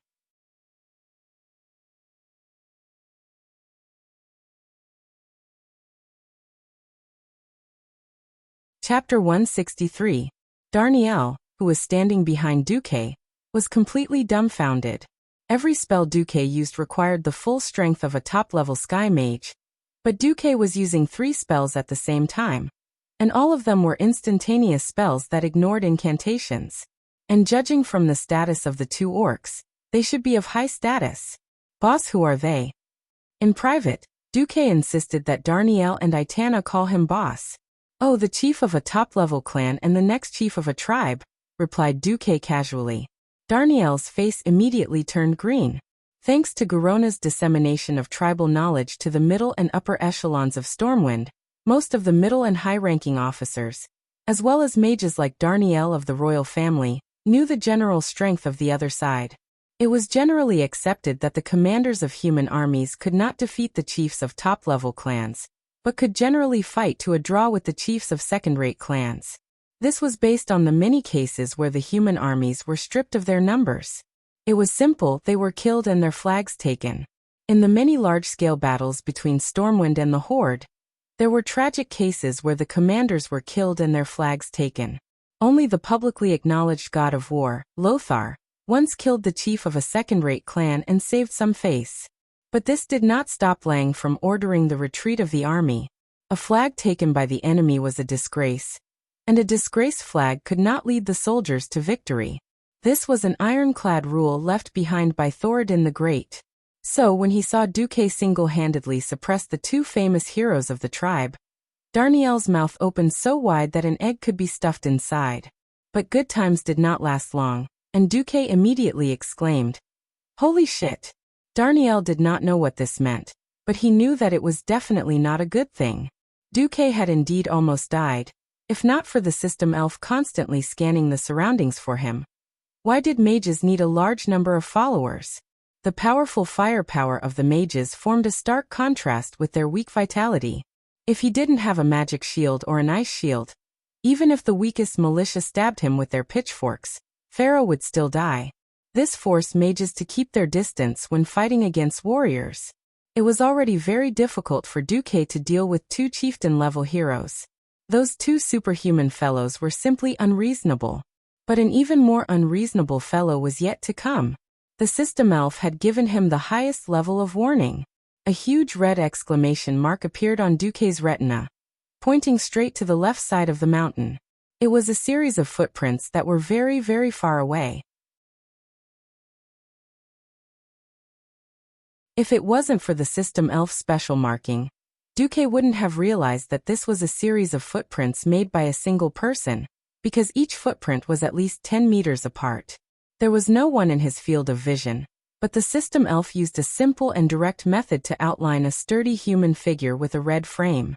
And this figure was approaching Duque at high speed. "Ha!" Duque shouted, and with a wave of his left hand, an ice tornado filled with freezing air suddenly swept towards the seemingly empty space. A burly human figure was forced to appear in the air. An orc sword saint. This was an orc with a crimson flag on his back, a large brown-black strange bead around his neck, a white beard fluttering in the wind, and a long single-edged sword in his hand. Duque recognized who he was at a glance. Samuro. He was an orc born in the Orc Fireblade clan with unparalleled martial arts. In history, he had experienced the First and Second War at the Dark Portal. Samuro was an expert in stealth, and his stealth skills were displayed to the extreme in the Battle of the Elven Forest not long ago.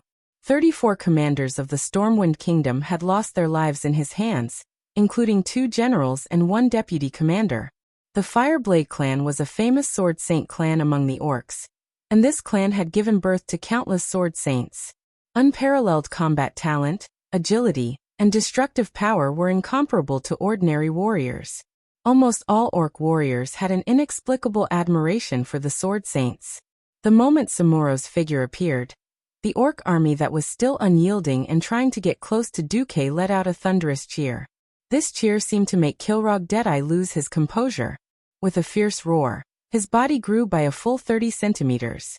If Orgrim was said to have transformed into a berserker, then Kilrog was said to have increased his speed and magic resistance. The effect of the freezing air from the blizzard had on him was reduced by 70% in an instant. Samuro's figure disappeared into the air again. Without a doubt, he must have activated the invisibility effect of Gale Step and pounced towards Duque.